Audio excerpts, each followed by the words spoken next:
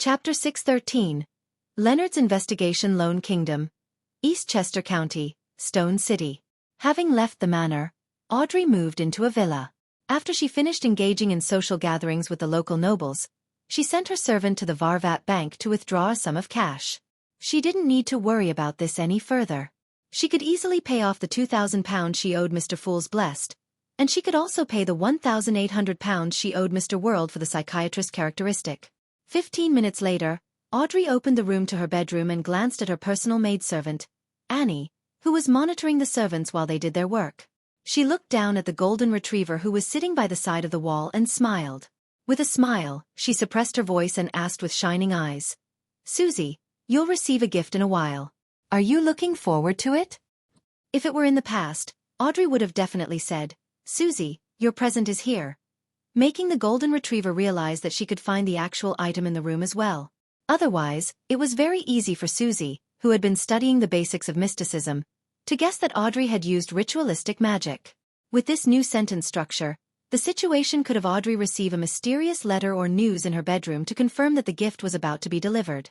There would be too many possibilities as a result of this. Susie could read the joy and sincere attitude deep inside Audrey's heart as she subconsciously opened her mouth, hoping to stir the air to produce a voice.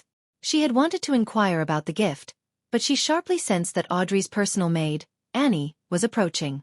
The alert Susie abandoned her original thoughts. She returned to the state of being an ordinary dog as she slowly wagged her tail to express her joy and anticipation. After making an excuse to head out, Audrey entered a chemistry laboratory that she had specially marked out for herself. She placed the psychiatrist characteristic and supplementary ingredients on the table.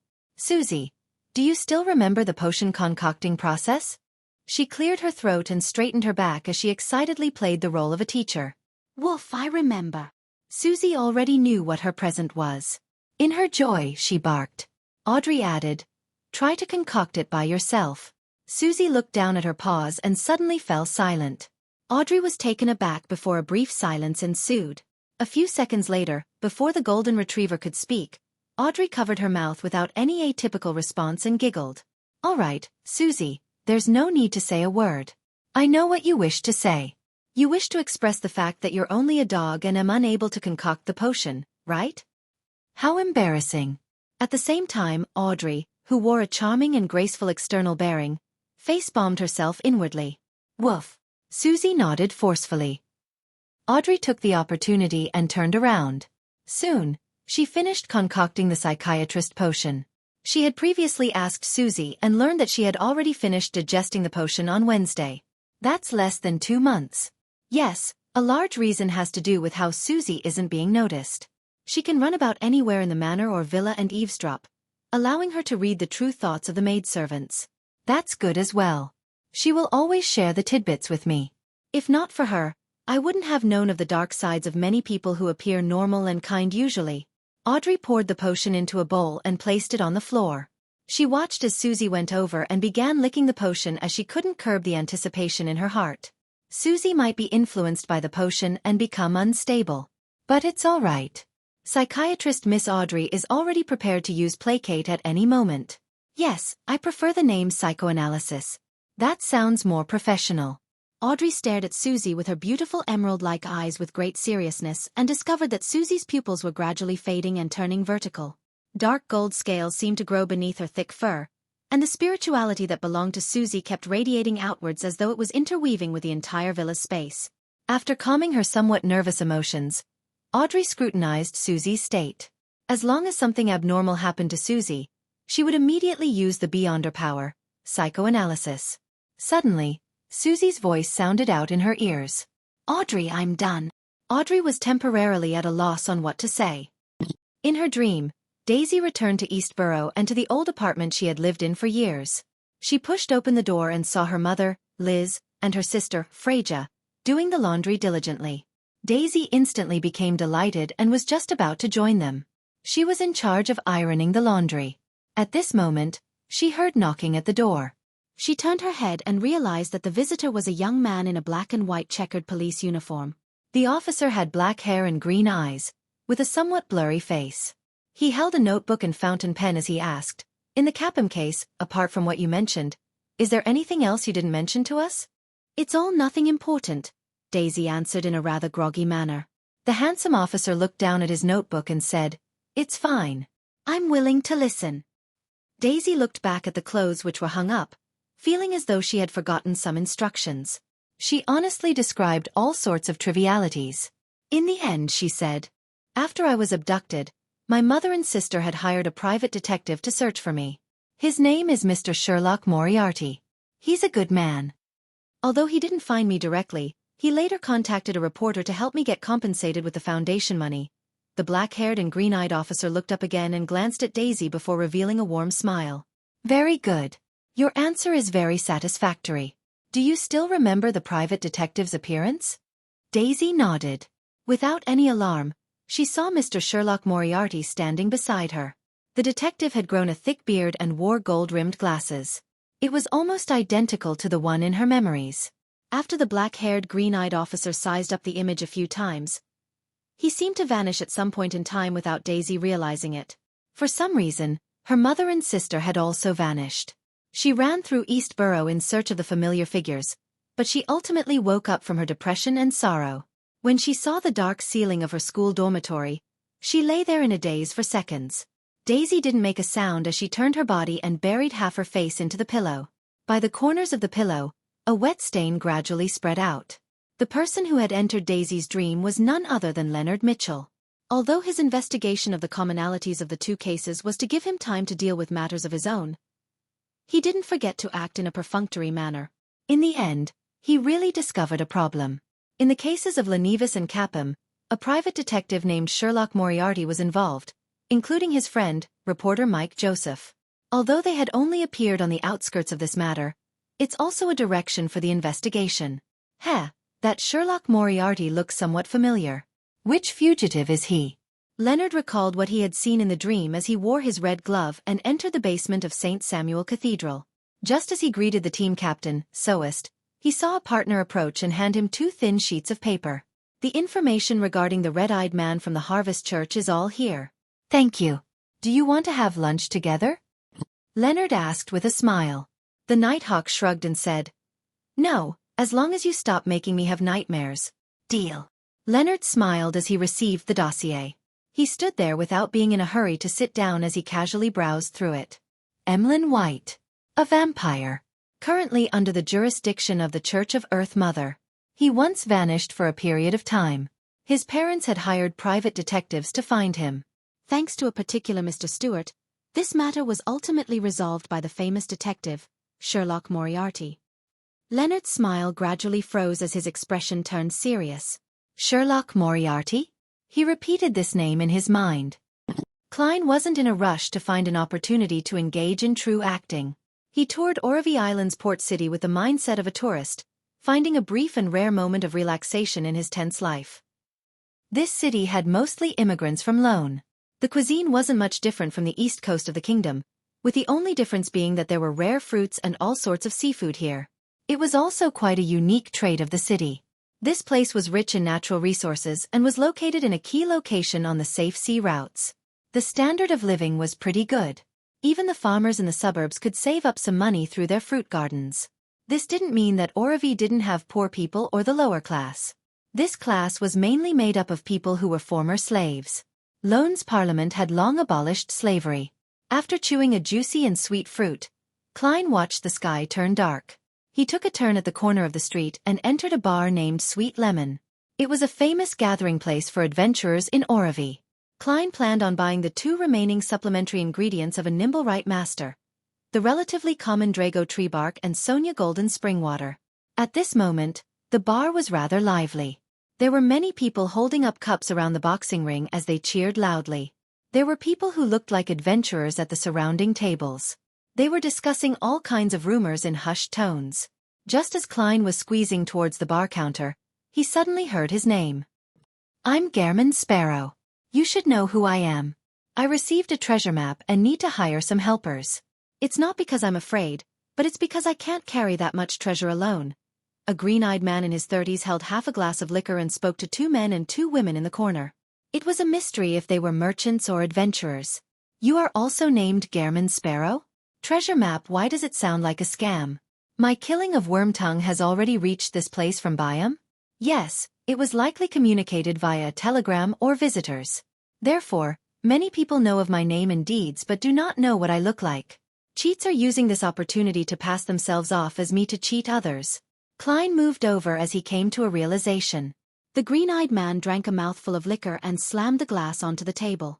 I don't mind whether you refuse or agree, but I hate it when people make me wait. Do you wish to be like Wormtongue? The young man opposite him said, slightly intimidated. I know you're a powerful adventurer, so? The green-eyed man cut off the man's words. At that moment, he felt his collar tighten as he was lifted up by someone and thrown out the door. Klein didn't provide an explanation as he directly threw the man out of the door with a stoic expression. Then, he drew his revolver and aimed it at the spot where the man had fallen to the ground. He pulled the trigger without any hesitation. Bang! Just as the green-eyed man fell to the ground, he saw a spark light up at the ground near his crotch. He was so frightened that he swallowed back his cursing and scrambled away. Without any explanation, his weak performance proved that he wasn't Gairman Sparrow. Klein ignored the victim who stood there in a daze. He politely blew at the mouth of his revolver before stuffing it back into his underarm holster. Following that, he walked slowly to the bar counter in the resulting silent atmosphere. Chapter 614. Adventurer Association. Klein sat in front of the bar counter and slammed his fist onto the counter. 1 glass of Southville beer. Behind him, a few bouncers hesitated about whether to come over to give him a warning or pretend that no one had fired a shot. The bartender signaled to the bouncers with his eyes as he picked up a glass and chuckled. Why don't you try a cup of sweet lemon? Our boss once went to Trier to learn cocktail mixing. He has mastered many of the cocktail recipes left behind by Emperor Roselle, and he has created the most popular sweet lemon in Orivy on his own. Klein wasn't moved as he calmly replied. I only drink beer. All right. The bartender wasn't in a rush to get the bottle of Southville beer as he said with a smile, Sir, are you an adventurer? Klein nodded without saying an answer. The bartender didn't hesitate as he said with a smile, Perhaps you should meet our boss. He's very friendly to new adventurers and is willing to treat them to drinks. Besides, there will be some aid offered to you. Klein, who had come with the intention of purchasing the supplementary ingredients of a nimble-right master, didn't reject the offer. He took out a brass penny and flicked it before catching it firmly. He placed the penny on the bar counter as a tip to thank the bartender for the information before slowly standing up and walking to the second floor under the lead of a bouncer, where he entered a room at the other end of the corridor. The room was covered with thick, brownish-yellow, soft carpet. There was a faint smell of high-quality coal burning, mixed with the aroma of a cigar. A middle-aged man with his blonde hair combed neatly backwards was leaning on a reclining chair, sucking at his cigar as he read the papers. Surrounding him were 6 bodyguards. Although Klein wasn't a beyonder of the spectator domain, and he was unable to determine any unique traits or the strength of these bodyguards, nor was he from the mystery prior or monster pathway, he could see certain secrets. He could notice things others wouldn't be able to discover, but his spiritual intuition made him believe that these bodyguards were definitely beyonders who could threaten him to a certain extent. The middle-aged man put down the newspaper and pulled at the collars of his black shirt before slowly standing up. He extended his right hand and said, Welcome to Orivy, my adventurer friend. His blue eyes had a smile to them as he looked rather sincere. Klein extended his right palm and smacked palms with him without a word. He was waiting for the man to speak. The middle-aged man pointed to a sofa opposite the reclining chair and chuckled. I'm the boss here, Built Brando. I was once an adventurer with quite considerable strength. I've lived to this day and have earned quite a bit. He's very confident with his strength, thus daring to directly say it. Klein didn't stand on ceremony as he sat down. He leaned his body slightly forward as he expressionlessly waited for Built to begin talking. Seeing no response from the adventurer, Built sat down again and sucked at his cigar before leisurely saying, To be honest, there's a motive behind me meeting with every new adventurer. He pointed to the sea map on the desk in the table. He said with a magnetic tone, East from the Rorstad archipelago is where the sea gets progressively messier. The strength of the military and church begin to dwindle, to the point of them only being able to protect their own harbors. The sea around here is a pirate playground, extremely disadvantageous to us adventurers.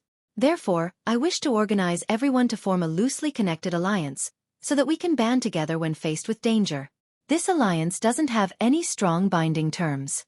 You can choose to turn a blind eye when other adventurers encounter danger, and no one will punish you. However, if you were to encounter a similar situation, don't hope for help to be provided. In addition, I can promise one point. Adventurers of the Alliance will be able to get the prices of the lowest nature when purchasing items from me. When selling their spoils, they will at least get market price. After finishing the description, Bilt smiled at the new adventurer. He chuckled and asked, "What do you think of it? Are you interested in joining this loose alliance? Don't worry. You won't need to make any additional payment. Our purpose is only to render assistance when faced with pirates." Klein nodded. "It sounds pretty good. Haha, I think so too. I once thought of naming this association the Adventuring Brotherhood, but I felt that Brotherhood is overly constrained, so I changed it to Adventurer Association," Bilt said in a self-deprecating manner. Having said that, he lowered his hand with the cigar and smacked his lips. He shook his head and smiled. "Sorry, I forgot to ask your name." Klein maintained his posture and replied in a deep voice. "Gehrman Sparrow." Gehrman Sparrow. Bilt's eyelids jumped as his smile instantly stiffened. The guards around him clearly tensed up as though they were facing a formidable enemy. Bilt rapidly composed himself and didn't verify whether he was the real Gehrman Sparrow or a cheat who was only passing off as Gehrman Sparrow. He chuckled and said, "Is there anything you wish to buy? I have quite a lot of good stuff over here." "Sonia's golden spring water," Klein said with a calm expression while inwardly feeling cautious. He didn't mention the Drago tree bark since there was a high chance of buying the ingredient at herb stores. Bilt Brando heaved a sigh of relief and smiled. "Easy. 30 pounds for 100 milliliters, trust me. Even if you head to Sonia Island, it will only be a few pounds cheaper than this price. Those barbarians from Sac have sealed off the fountain's source, so it's difficult for others to get any of it." "Deal." Klein had a rough idea of the price of the golden spring water, and he knew that 30 pounds for 100 milliliters was indeed rather cheap. After completing the deal, Bilt was just about to speak after some deliberation when he suddenly heard knocking. After receiving his permission, a bouncer entered and leaned over, whispering into his ear. Bilt's expression instantly sank as his entire person appeared abnormally cold. He suffused an indescribable killing intent. Indeed, he has quite impressive strength. If he wasn't a famous adventurer in the past, he was a famous pirate. He should be a mid-sequence beyonder. Klein looked at him as he calmly made an assessment. Bilt turned his head and said to Klein with some difficulty, "Mr. Sparrow, I have matters to tend to. We can have drinks together if the opportunity arises." "Okay." Klein slowly got up, without any intention of involving himself in Bilt's matters. Of course, this didn't mean that he wasn't curious, but curiosity was never something that could change the way he did things. After leaving Sweet Lemon, Klein successfully returned to his inn. City of Silver, daytime, which was marked by frequent lightning. After Derek Berg finished practicing all the different Beyonder powers of Solar High Priest, he followed the edge of the training field and headed for the Twin Towers. After numerous tarot gatherings, he gradually gained an understanding of the pattern and roughly knew the frequency of the alternating lightning before he would be pulled above the gray fog by Mr. Fool. And now was the final day. Because of this, he had to go to the library to read through historical information involving ancient gods, so as to offer them to Mr. Fool. After passing through the partitioned area of the training field, Derek subconsciously looked inside and saw exploration members resting inside. It was the exploration team led by the 6-member council's chief, Colin Iliad. They had recently finished the exploration based on the information they had received from Jack, and they had returned to the City of Silver where they were now in quarantine. Derek retracted his gaze with a somewhat heavy heart as he went all the way to the steeple and went to the 3rd floor where the library was. He was just about to walk to the bookshelf that held all the ancient books on legends when he caught a familiar figure through the corner of his eye. It was a fair and beautiful woman in her 30s. She wore a long black robe embroidered with mysterious purple patterns. Her curly silvery gray hair cascaded down. She was none other than the elder of the 6-member council who had been imprisoned for a prolonged period of time, Lovia Tiffany. She swept her faint gray eyes over as Derek felt his soul being penetrated. He couldn't help but stiffen for a second.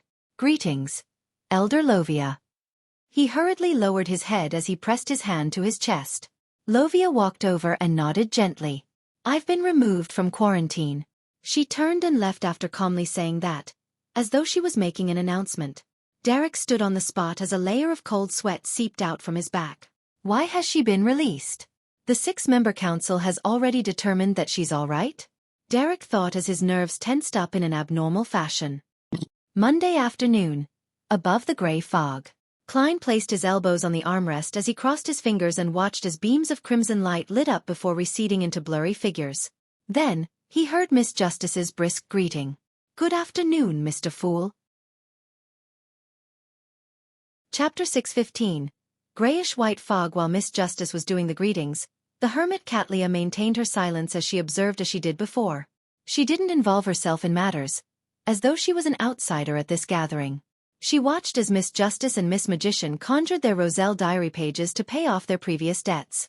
Then, she carefully glanced at Mr. Fool without daring to look straight at him. Yet, she still wasn't able to see further through the special gray fog.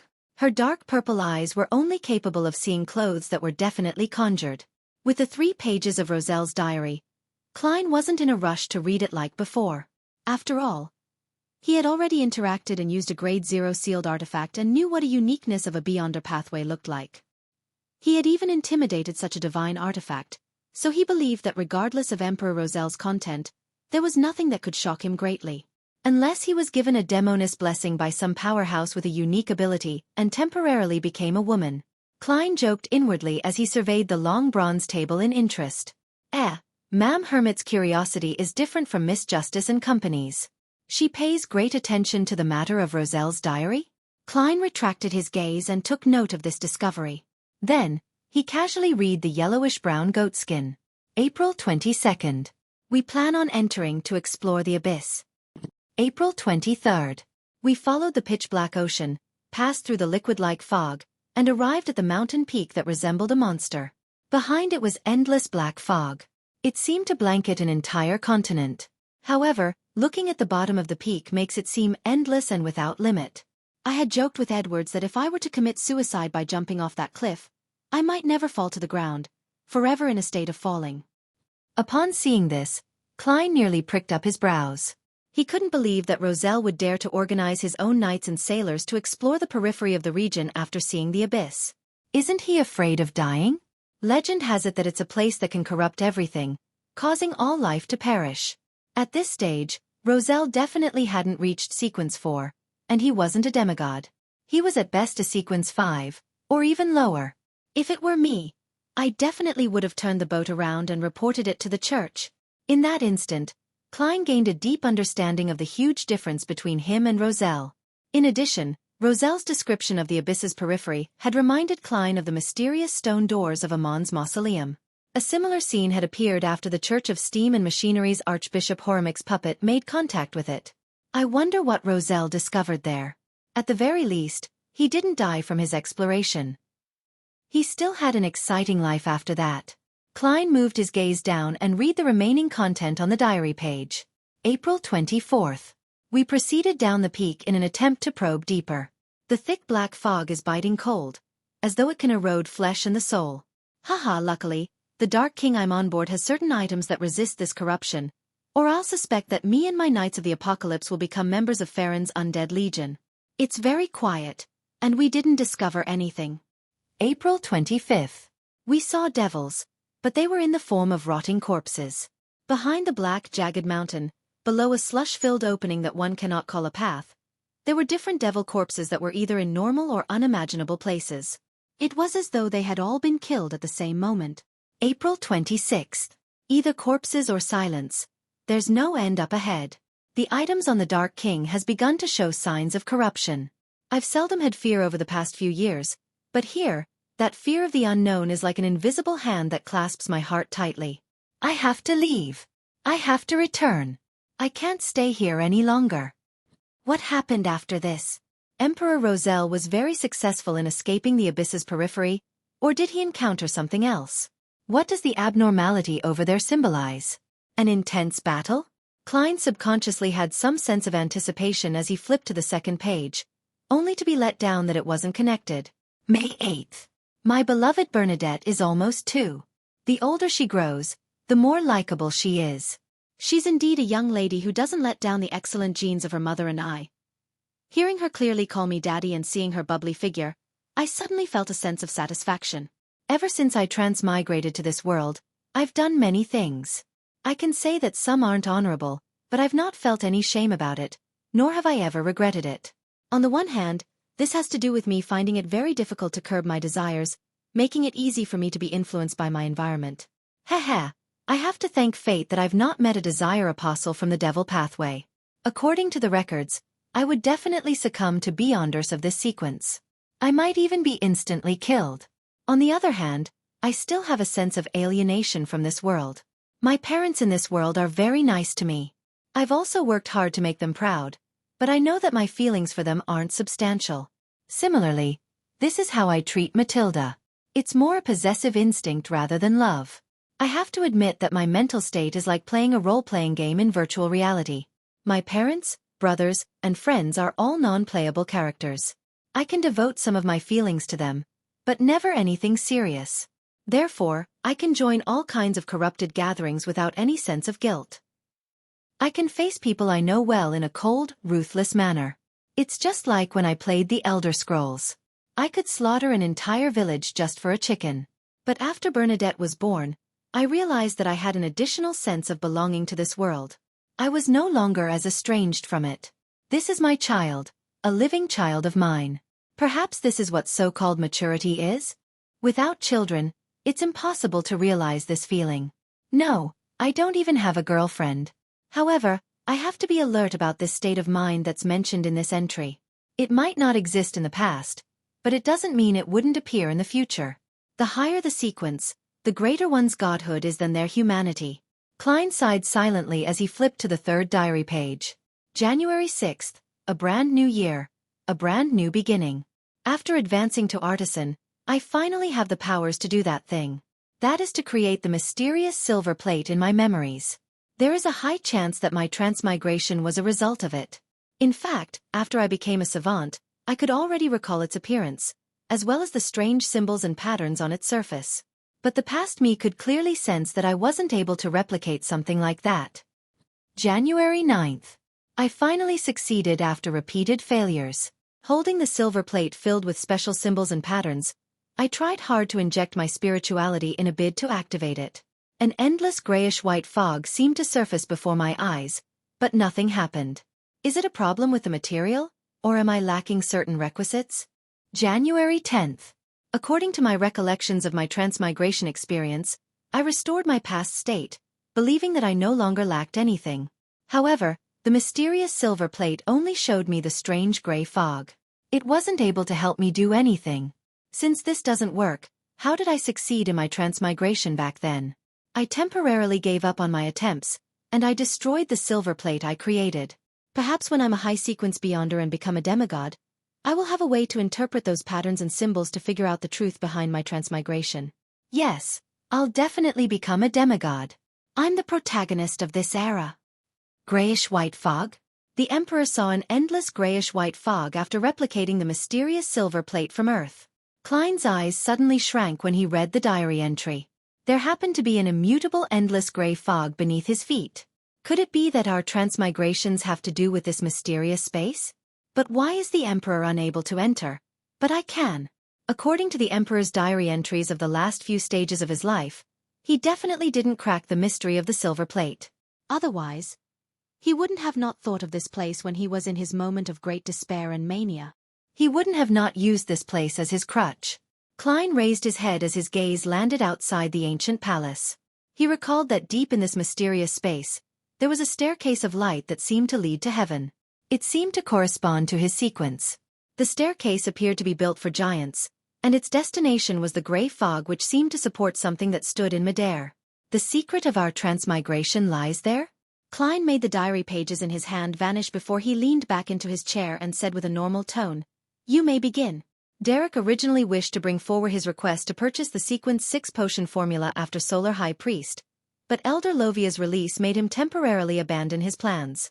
He couldn't wait to mention everything that had happened, wishing to obtain the necessary guidance. Considering how this was still the transaction segment, he held back his desire as he waited in silence. There's something on Little Sun's mind? Something unexpected happened in the City of Silver? Audrey thoughtfully retracted her gaze and similarly didn't request to purchase anything. At this moment, Alger surveyed the area and voiced out. I need the potion formula of Ocean Songster. Indeed, he's already a sequence 6, a wind-blessed. Isn't he someone from the Church of Storms? Why is he looking for the Ocean Songster's potion formula elsewhere? Obtaining it internally from the church is a lot easier. He has secrets he wishes to keep from the Church of Storms, or was he just pretending to be someone from the Church of Storms? Katlia instantly had many theories as she gently took note. I can help you take note. Upon noticing the hermit's response, Alger asked, Ma'am, is there anything you need? I can search for clues ahead of time, so as to trade for the potion formulates. Chapter 616. Silver lining. What do I need? Katlia silently chuckled, having sensed that the hanged man was probing her with a very ordinary question. Any needs meant clues. Ignoring the fact that I've already obtained the potion formula for Sequence 4 Mysticologist of the Mystery Prior Pathway, and accumulating points for one of the main ingredients, even without anything, I have no lack of corresponding resource channels, and far more than one. Katlia had another thought as she recalled the sea god scepter which Mr. Fool wielded. She then smiled and said, I need a mystical item at the demigod level. The kind with acceptable side effects. At that instant, Alger nearly retorted, asking her not to crack a joke. Even in the Church of Storms, one wasn't necessarily capable of obtaining a similar item for years, much less a Beyonder who was obviously only a mid-sequence Beyonder. If I had an item at the demigod level without any real negative side effects, why wouldn't I keep it for my own use? Alger knew that the hermit was using mockery to respond to his attempt at sounding her out, but he wasn't as irascible as his peers. He slowly took a deep breath and said, I'll keep an eye out. But ma'am, you should know very well that just an effective clue towards such an item might be enough to cover the cost of an Ocean Songster's potion formula. Very staid. Not easily angered. This is very different from the usual style of the Church of Storms. Was the conclusion of my first observation wrong? He's only disguising himself as a priest of the storm? No, I can't think of it that way. This might also be because he doesn't dare to flare up under Mr. Fool's watch. Or perhaps, he's just an odd one out in the Church of Storms. There might not be many, but it's not extremely rare. Katlia wasn't greedy. She didn't sound him out a second time as she nodded. I know. As the conversation between the two came to an end, no one made any requests during the transaction segment. A number of members already had the means to obtain whatever they needed, so there was no need to make any requests for purchases. It was mainly Audrey and Furs who were waiting for the subsequent potion formulas. Another reason stemmed from their financial situation or circumstances, and they weren't able to make any early expenditures. This included Emlyn, who was filled with desire for the Sanguine's Viscount inheritance, as well as Miss Magician who wanted a mystical item. Indeed, as everyone slowly cast off their statuses as low-sequence Beyonders, advancements are no longer that fast. The rate of transactions will also rapidly drop. In the past, there was basically 1 or 2 deals every week, but now, it might be 2 to 3 weeks. In the future, it might even be 3 to 4 months. Without knowing whether it was for the better or worse, Klein nodded gently to indicate that it was time to engage in the free exchange. Audrey looked at Derek and waited for him to describe the unexpected situation at the City of Silver. Derek didn't let her expectations down. Before anyone could speak, he earnestly said, Elder Lovia has been released. I encountered her at the library. Shepherd Lovia has been released? Using flesh and blood, the entire team that she led was corrupted by the true creator, so how can she be without any problems? What is the 6-member council thinking? Klein originally wanted to say something along the lines of, if there's nothing wrong with Lovia, I'll chop off my head and gift it to the true creator to be kicked like a ball. However, considering how swears and curses involved deities in them and might lead to terrible consequences, he rationally changed his thoughts. Of course, I don't have to be that careful with me above the gray fog. He sighed inwardly. Elder Lovia has been released? That shepherd? Audrey quickly recalled what the name meant. Back then, Little Sun had used Blasphemer Amon's possession and Mr. Fool's help to expose the fact that the entire exploration team had been corrupted by the true creator. As for the team, it was led by Lovia. Her job as a shepherd happened to correspond to the secret suppliant pathway of the true creator. Yes. Derek nodded earnestly as he looked towards the hanged man. Alger thought for a moment before asking, Has your chief returned to the City of Silver? Why would Mr. Hanged Man suddenly ask about this? Ah, right. To release such an important figure, It's impossible that the other elders of the six-member council wouldn't wait for the chief's return. If the chief has yet to return, and that they had decided this without his consent, it goes to show that the situation is even more terrible than one can imagine. It was so terrible that they couldn't even await his return. If the chief has already returned, then the reason for releasing Lovia has a high chance to do with the outcome of the exploration. This is because, according to Little Sun, this is the only exploration in recent times for the City of Silver. Sigh, why didn't I think of this? Audrey, you're still lacking in experience. Audrey reflected and consoled herself in thought. Yes, not long ago. Derek was surprised by Mr. Hanged Man's accurate guesses. At this moment, Furs, who had been listening quietly, combined what she knew from before and suddenly had an idea. Mr. Sun, could this be the situation? Your chief led the exploration team and that little boy, Jack, to seek out a path that leads to the outside world, but they realize that the power of the true creator is required. Heh, this isn't a lie I'm fabricating, but an inference of the facts. The father of that boy, Jack, belonged to the Aurora Order, and they were seeking the holy residence of the true creator before arriving where you are. Therefore, for the entire City of Silver, your chief decided to release Shepherd Lovia after returning. If that's really the case, Mr. Sun would be in grave danger, Audrey said with worry. Fuzz's words sank Derek's heart. At this moment, Alger shook his head. No, I have the exact opposite belief. Miss Magician's inference is identical to my theory, but I believe this will make it safer for the Sun. Why? Derek's heart calmed down as he asked. Isn't that simple? Balance. Klein scoffed inwardly. The danger of the true creator is noticeable by any sentient creature with eyes and a brain. Your chief will definitely not put all his chips on him. He definitely needs a force that can counterbalance the true creator. As for you, the one who exposed their ploy, you were possessed by Blasphemer Amon, so you might represent another possibility. The more Lovia and company wish harm upon you, the more the chief and the other elders will protect you. This way, they would turn a blind eye to whatever suspicious aspects you didn't manage to erase, Alger explained simply. This ends up being a silver lining? Furs was stunned. Mr. Hanged Man makes a lot of sense. When it comes to analyzing matters and the situation, I'm still far from matching him. Audrey felt somewhat depressed. She even thought of puffing her cheeks, but she immediately realized that it wasn't an elegant act. All she could do was keep those thoughts to herself. For the rest of the members, Emlyn, who didn't know much about Lovia, had a hard time keeping up. However, he knew about Jack and the repeated cycles, so he was barely able to understand the discussion. In order to break out of the City of Silver's conundrum, they released a danger that has the true creator involved? Emlyn inwardly made a guess. Compared to him, Katlia couldn't understand a word. She felt as though she was from a completely different world compared to the other members. I actually have a feeling of admiration despite my incomprehension of what they said. The last time I had this feeling was several years ago. Back then I was still very weak. There were some inklings in the previous tarot gatherings, especially so when it involves the City of Silver, but never has it been as serious as this time. Also, why are they discussing the true creator and Blasphemer Amon so naturally? It should be the Blasphemer Amon I know of. They're only mid-sequence Beyonders. What have they actually done in the past?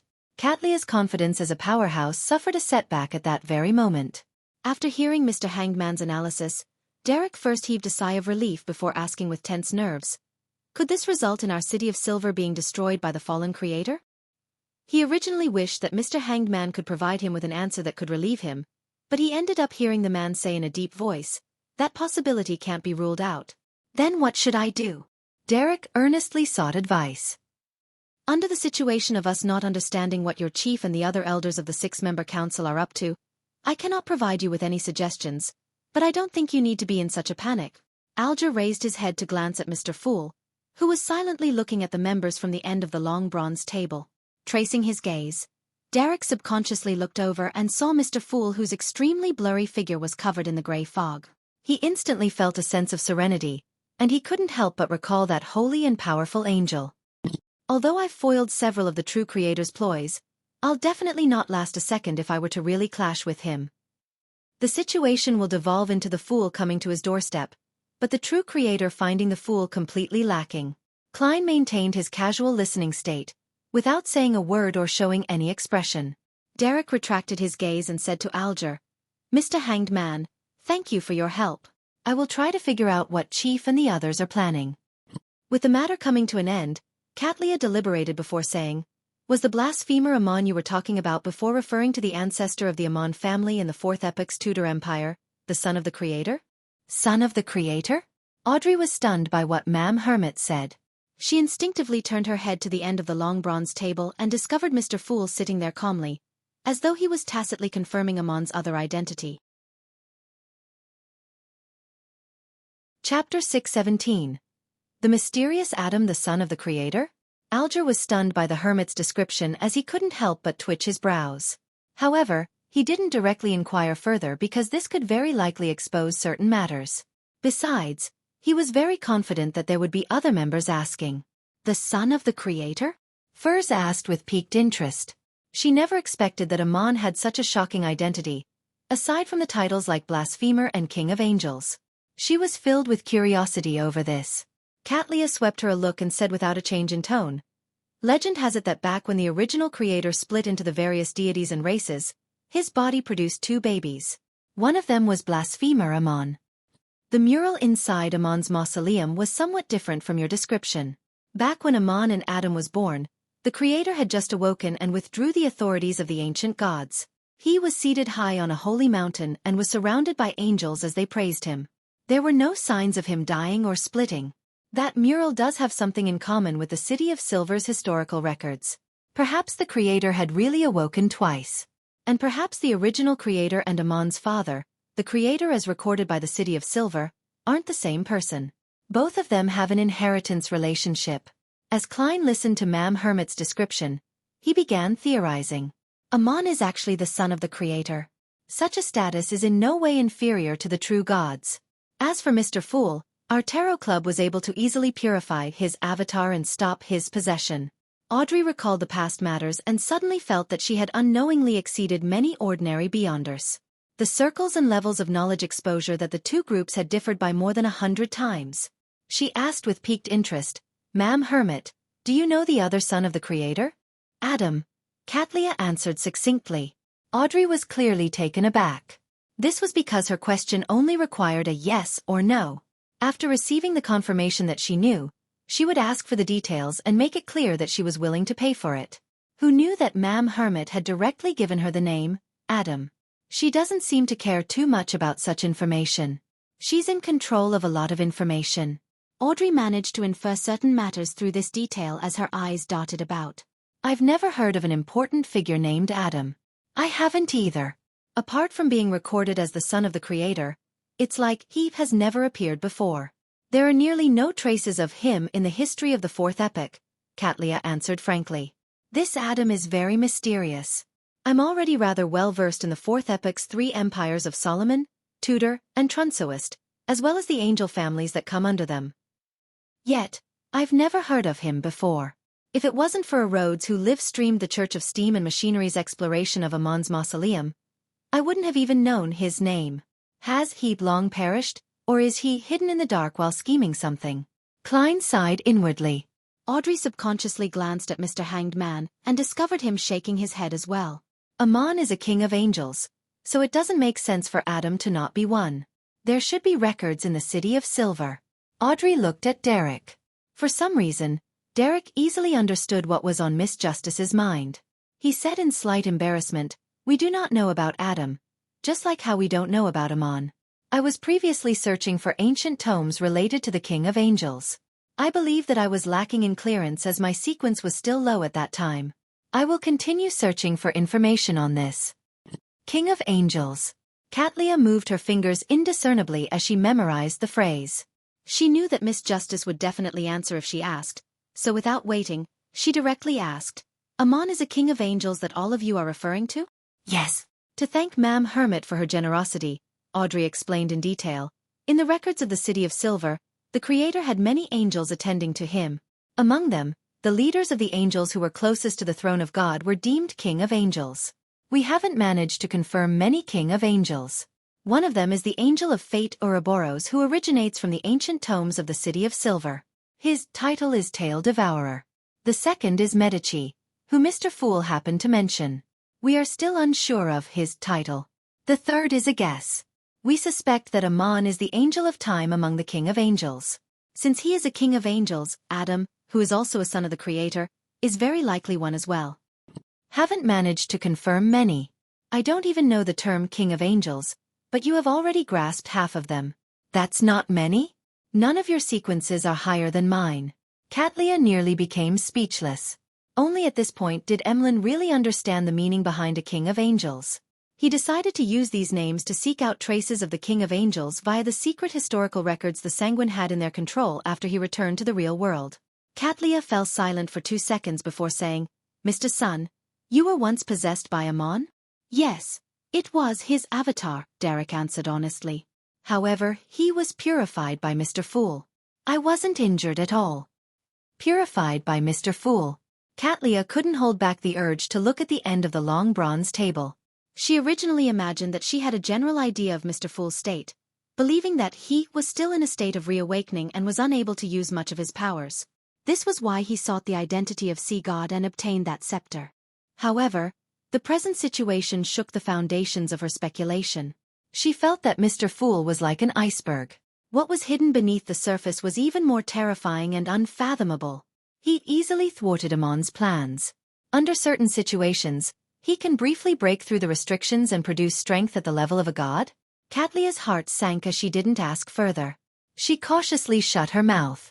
At this moment, Audrey had thought of something that puzzled her because of this topic. She proactively asked, Ma'am Hermit, after Amon's avatar was purified by Mr. Fool, a worm with 12 transparent rings was left behind. It's said to be a worm of time. Is that correct? Katlia recalled for 2 seconds before saying, Yes. Which pathway does it belong to? I mean, which Beyonder pathway does the Blasphemer pathway belong to? Audrey pressed out of curiosity. Katlia answered directly without any thought. The Marauder pathway. Legend has it that at the saint or angel level, they are able to fool fate and cheat the rules, becoming a parasite of time. Sounds very impressive. Audrey marveled inwardly before asking, Then, what can a worm of time be used for? Nice question. Klein secretly cheered for Miss Justice. He pumped himself up as he waited for Ma'am Hermit to give the answer. He happened to have a worm of time in his junk pile. It's a material with rich spirituality and unique effects. It can be used in particular rituals or be used to create high-level charms. But as for how, I'm not sure. After Katlia answered, she suddenly sighed. She recalled the nightmare of being constantly pursued by knowledge, as well as the massive amount of information that could seemingly burst her brains. But even so, she still didn't know a lot. If the hidden sage hadn't gone mad and could provide knowledge bit by bit, I'll actually be more than happy to learn from him. Katlia secretly sighed. All that matters is that it's useful. As for how it's used, I have other people to consult. Klein controlled the world with great satisfaction and looked at Emlyn. Mr. Moon, I have something I would like to communicate with you in private. Aren't the transactions over? Emlyn nodded, feeling somewhat uncertain. Okay. The world immediately requested for Mr. Fool's permission, and successfully obtained the privilege of isolating everyone. Then, he looked at Emlyn White and said, I wish for you to present to me every action which Leonard Mitchell made in your memories. Why? Emlyn asked in puzzlement. It involves certain secrets. Klein controlled the world to answer succinctly. His true goal wasn't to buy that mystical item, but to observe Leonard Mitchell? That fellow has deep secrets. The world as well. For an investigation, he was willing to spend £7,500. However, that mystical item is indeed powerful. Isn't the world constantly seeking a way to eliminate the mental corruption in a Beyonder characteristic? This is likely useful. Emlyn suppressed his wandering thoughts as he seriously recalled Leonard Mitchell from his point of view. With Mr. Fool's help, he conjured a video in the form of streaming light. When the streaming light landed in the world's hands, Klein quickly browsed through it. He confirmed that Leonard really knew the existence of the grandpa, but he was unable to determine if he understood the danger. Temporarily suppressing any corresponding thoughts, Klein removed the isolation barriers and allowed the Tarot Club members to continue. At this moment, Audrey was reminded of something by Mr. World's private communication. She hurriedly looked at Furs and asked in concern, Miss Magician, did you discover any abnormalities at William Street? That will require Mr. World to answer you, Furs said, having been put into a difficult position. Without waiting for Miss Justice to speak again, Klein controlled the world and hoarsely replied. There were abnormalities. But I have already informed the Church of Evernight and the Church of Steam. If there are any future problems, I might require your help. All right. Audrey heaved a sigh of relief. Informed the Church of Evernight and Steam. This. Katlia found the description ludicrous. From what she knew, a secret organization like the Tarot Club was a natural enemy of the official Beyonders. There was no room for any compromises between the two, but the way the world had dealt with it and the words he used had made it seem like the Tarot Club was an organization that cooperated with the official Beyonders. Colored by these feelings, she listened to the rest of the conversation before bowing and bidding farewell when Mr. Fool made the closing remark. Soon, Klein was the only one left above the gray fog. Chapter 618. Volunteer work. Second floor of the Sweet Lemon Bar, in the boss's room. Bilt Brando held a cigar as he stood by the window. He was looking out, and his eyes were out of focus as he wore a dark and terrifying expression. At this moment, a bodyguard entered, bent his back slightly, and carefully said, "Sir, Sotheth has returned from the east." "Let him in." Bilt tried hard to correct his expression. Sotheth Yan was his assistant, an important member of the Adventurer Association. In less than a minute, Sotheth, who was dressed in a linen shirt, brown jacket, and red headscarf, walked in. He looked to be in his 30s and had bronze skin. He had recessed eye sockets and a black mustache below and under his lips. He was obviously someone who spent most of his time at sea. Sotheth bowed rather informally and sized up Bilt Brando. "Boss, something happened?" "Yes, something happened. From the looks of it, it will fail." Bilt didn't keep the matter from him as he sighed. "I have no idea how I'm going to answer that important figure." Without waiting for Sotheth to answer, he asked, "Have there been any changes at the Eastern Front?" "Still the same as usual. The pirates are still after every ship they can plunder. They even target each other. The Navy is only able to guard the various colonial posts, and they're barely able to maintain smooth passage through the sea routes while protecting the relatively important ships. There are often sea battles with both sides obtaining victories at times," Sotheth said as he shrugged his shoulders. "The eastern front of the Sonia Sea is a pirate's playground," Bilt sighed in agreement. Sotheth thought for a moment and added, "There has been some recent news from the islands on the eastern front. Apparently it first originated from the Black Death." "Vice Admiral Ailment? What news is it?" Bilt asked, his interest piqued. Sotheth said with a solemn and excited tone, "Vice Admiral Ailment really encountered an assassination attempt and was seriously injured. And the person who attacked her was the adventurer, Gairman Sparrow." "Gairman Sparrow?" Bilt blurted out. "Yes, it's him. He really is a powerhouse at the level of a pirate admiral. Even if it was a sneak attack, it happened on the Black Death. There were so many infamous pirates around, but he managed to successfully escape after dealing a heavy blow to Vice Admiral Ailment. He later hunted Wormtongue Mither." Sotheth answered with affirmation while sighing. Bilt staggered before sighing. "That's important news. There are very few powerhouses at the pirate admiral level among adventurers. To be able to deal a heavy blow to a pirate admiral on her flagship while alone. Such an operation can only be done if one is absolutely confident in themselves or crazy enough. Only a madman will infiltrate a pirate admiral's flagship in an attempt to assassinate her, instead of finding another spot." Having said that, his expression changed slightly. "I met an adventurer named Gairman Sparrow last night." "For real?" Sotheth's pupils shrank as he asked solemnly. "I can't be sure since I've never met the real Gairman Sparrow, or seen his photograph or portrait." Bilt shook his head. Sotheth thought for a moment and said, "You can search for the newspapers from the Rorstad archipelago to confirm his identity. So many days have passed. There should be tourists that would have brought over the corresponding news report and Sonia Morning Post. Yes, the government offices, police stations, churches, and charity organizations will subscribe to the important newspapers of the Rorstad archipelago." The Rorstad archipelago was the biggest colonial grounds of the Lone Kingdom in the central Sonia Sea. Its influence radiated outward, so there was no doubt that Oravi Island, which was within a distance of 3 days of travel, was part of its domain of influence. The official organizations and churches all subscribed to the newspapers and magazines of the area, so any non-crucial news would be received in 3 to 4 days. "All right." Bilt nodded as he probed deeper. "Do you have the exact details of Gairman Sparrow's assassination attempt on Vice Admiral Ailment?"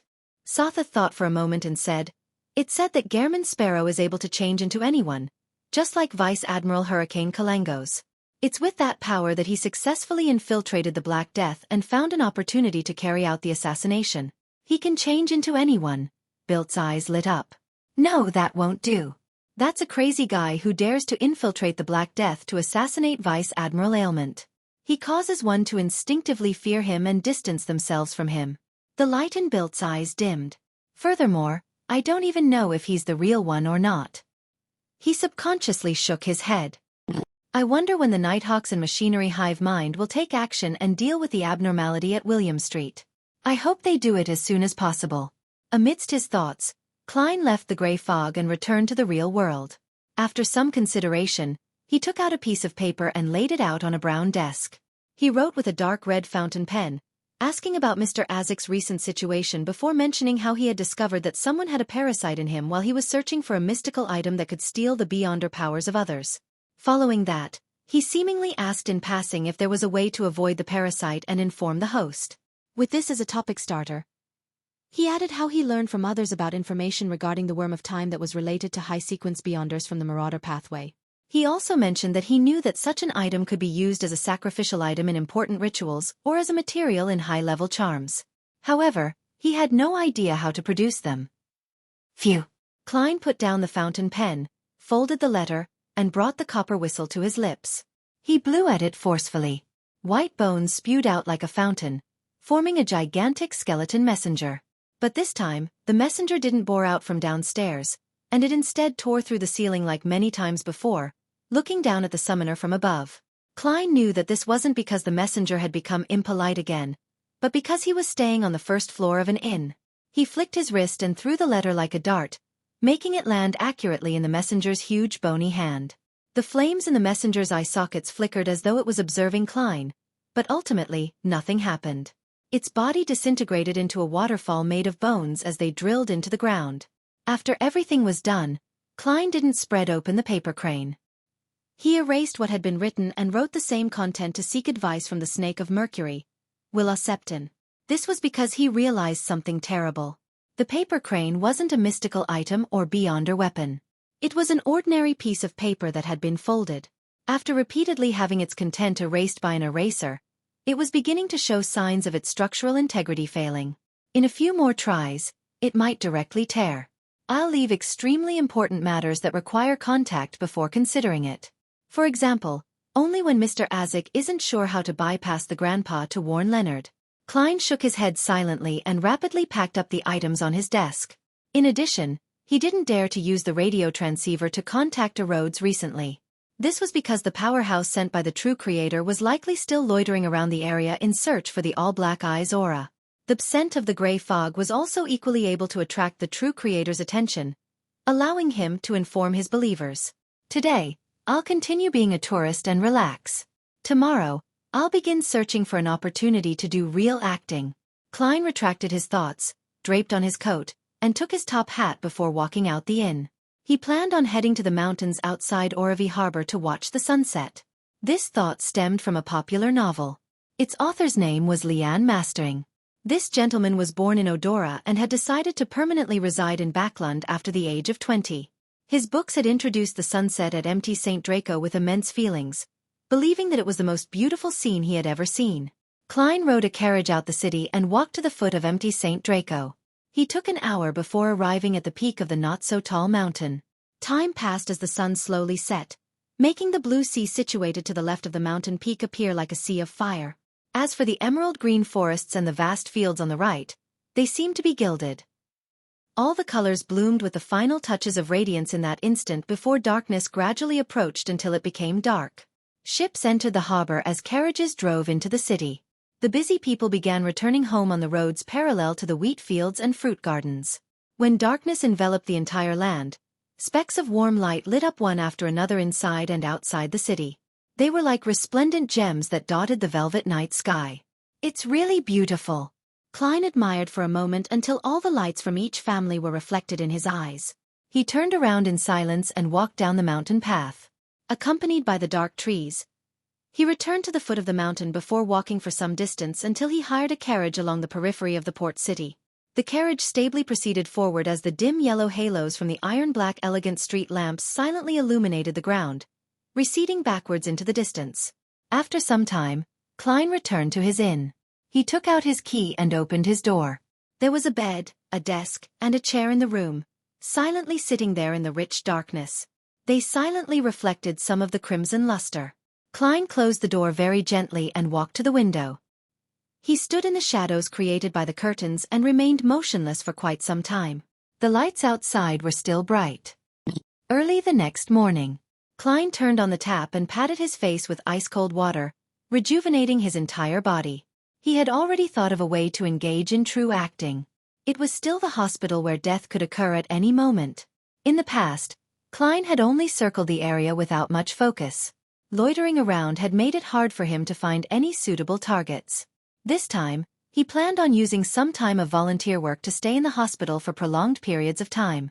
He could provide hospice to the dying patients who temporarily didn't have their family beside them. By doing so, he could await the targets he needed. After having breakfast, Klein arrived at 10 Black Forest Street and entered the Oravi Hospice Foundation. This was a charity organization of the Church of the Evernight Goddess. One of its responsibilities was to provide the various hospitals with trained volunteers. Klein came to the registration booth and saw the female employee reading the papers. Hence, he lightly tapped the table to attract her attention. "Is there something I can help you with?" The lady lowered the papers and asked. "I wish to do some volunteer work," Klein said succinctly. "Name?" The lady looked up at him. Suddenly, her eyes froze as her right hand trembled. The fountain pen she had just picked up fell to the ground. In the papers in front of her was a portrait that looked almost realistic. The portrait's owner was that of the crazy and dangerous adventurer, Gehrman Sparrow. Chapter 619. Unable to speak. Oravi Hospice Foundation. The lady responsible for volunteer registration hurriedly bent her back as she frantically searched for the fountain pen which had dropped. At this moment, Klein also noticed that she was reading a news report paper from a few days ago. It was back when his portrait and escapades were published. This area subscribes to newspapers from the Rørsted archipelago as well? From the time it takes to sail between the places, it's true that they can only read news from 3 to 4 days ago. If I had known earlier, I would have worn a new face and thought of a fake name before coming. Klein stood in front of the desk as he thought helplessly. The lady in her 30s finally picked up the fountain pen, raised her head, and said with a trembling voice, "Why, you want to do volunteer work?" "Yes." Klein gave an affirmative answer. But you're an adventurer," the mortified lady stammered for an excuse. She instinctively didn't want such an extremely dangerous person to do volunteer work.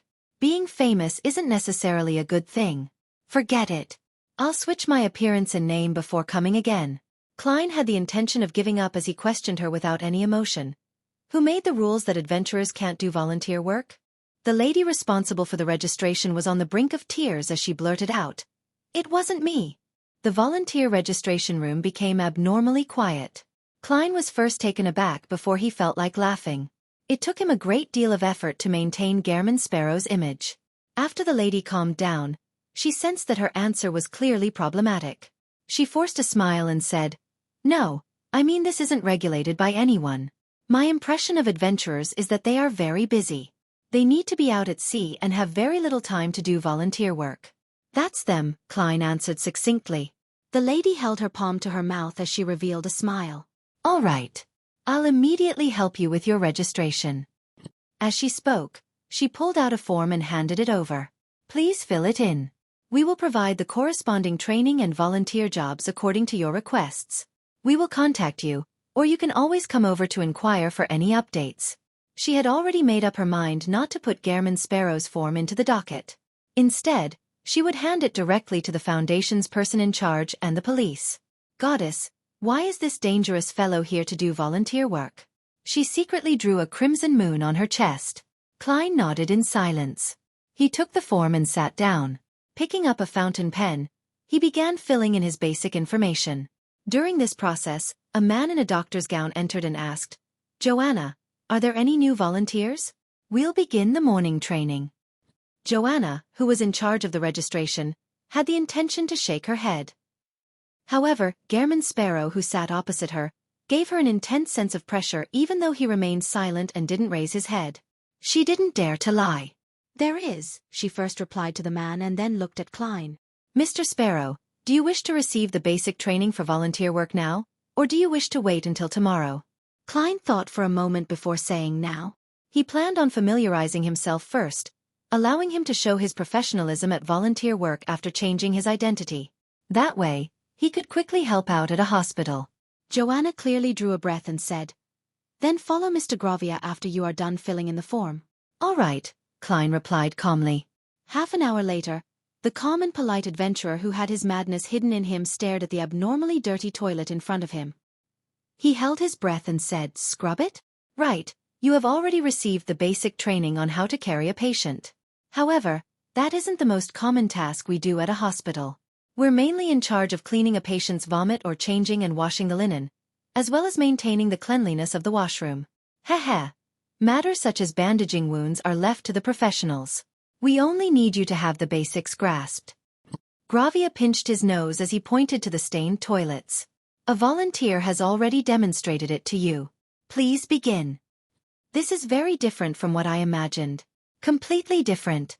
Klein's first reaction was to turn his back and leave, but he ultimately picked up the cleaning tools with a deadpan expression. He held back his disgust and went over before crouching down. Then, he leaned back a little as he extended his right arm. At noon, Klein took off his white gown and wore his top hat before leaving Oravi Hospice Foundation with a cold expression. He had serious second thoughts about continuing the volunteer work to find opportunities for real acting. Only when his carriage arrived at the Sweet Lemon Bar did he steel his resolve to continue the attempt. "I have to become a nimble right master in 1350 and digest the potion, so as to begin seeking the clues to become a high-sequence beyonder." Klein emphasized his goal once again.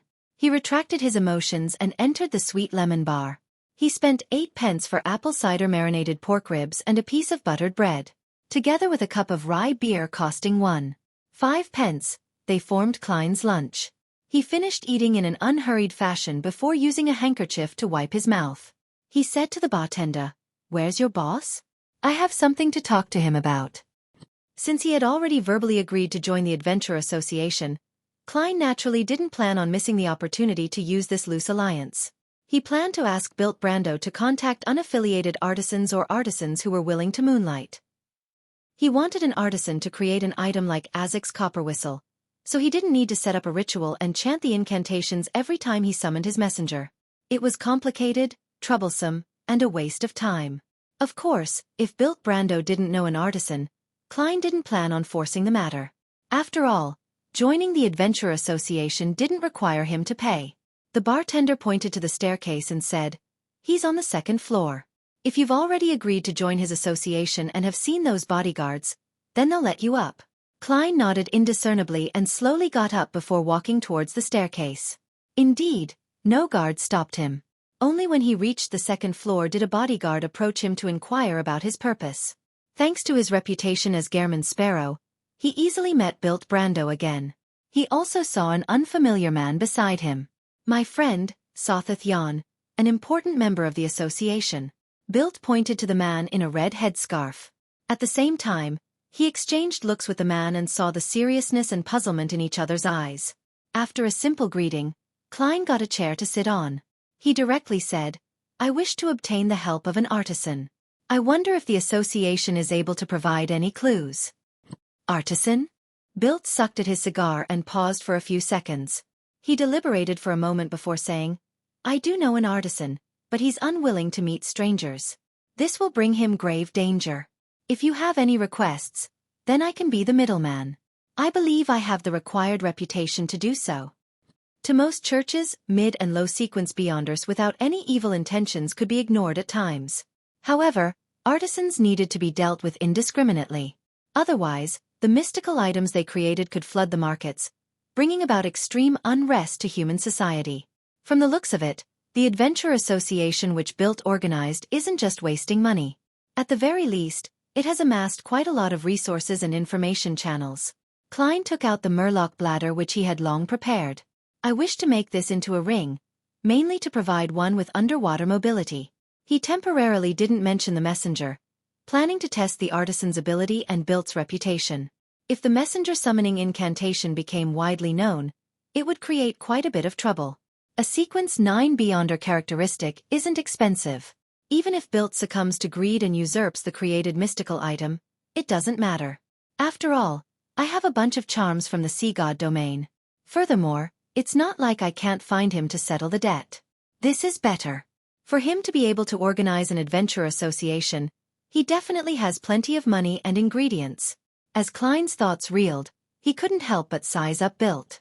In that instant, Built shuddered for some baffling reason. All the hair on his back stood up. He felt as though Gehrman Sparrow's eyes looked like he had seen a treasure trove. As treasure, this wasn't a good experience at all. Built glanced at Sotheth and forced a smile. This is a Murloc's bladder, right? Making a material at this level into a mystical item basically wouldn't have any accidents. The artisan's fee is £150. You can pay me after it's crafted. A very fair price. Klein nodded silently as he threw the Murloc bladder over. After Built caught it, he added, "Help me ask the artisan if he has the ability to fix the summoning ritual of a spirit world creature onto an item which can be used for at least a year." No problem. Built heaved a sigh of relief before signaling to Sotheth with his eyes. Sotheth rubbed his depressed eye socket and took a step forward. "Mr. Gehrman, would you be interested in heading out to sea soon? We already have a few pretty good ships. They're planning on hiring manpower to the Eastern Front to hunt pirates." "Interesting.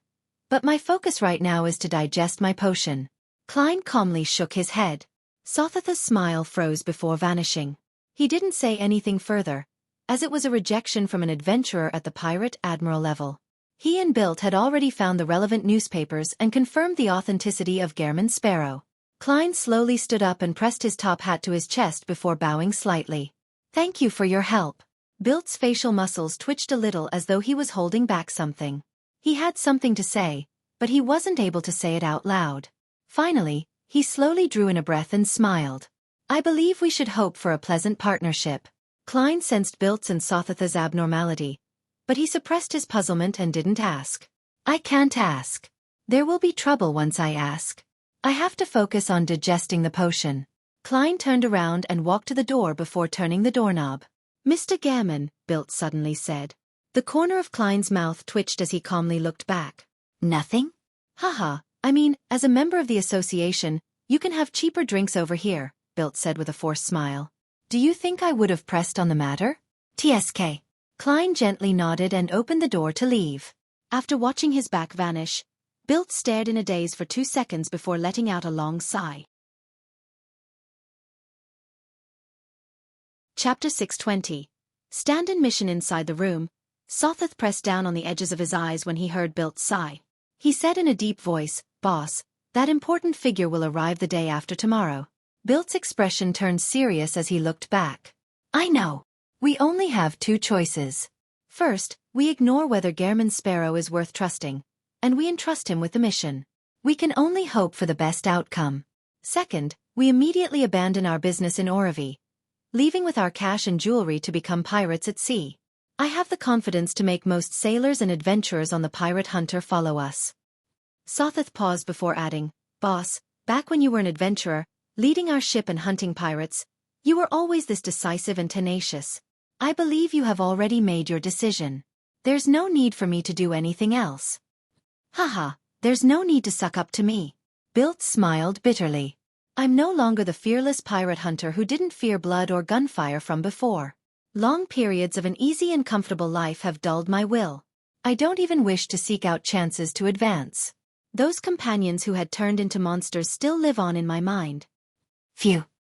He exhaled as his expression instantly turned solemn. "However, you're right. We don't have time to hesitate. We have to immediately make a decision."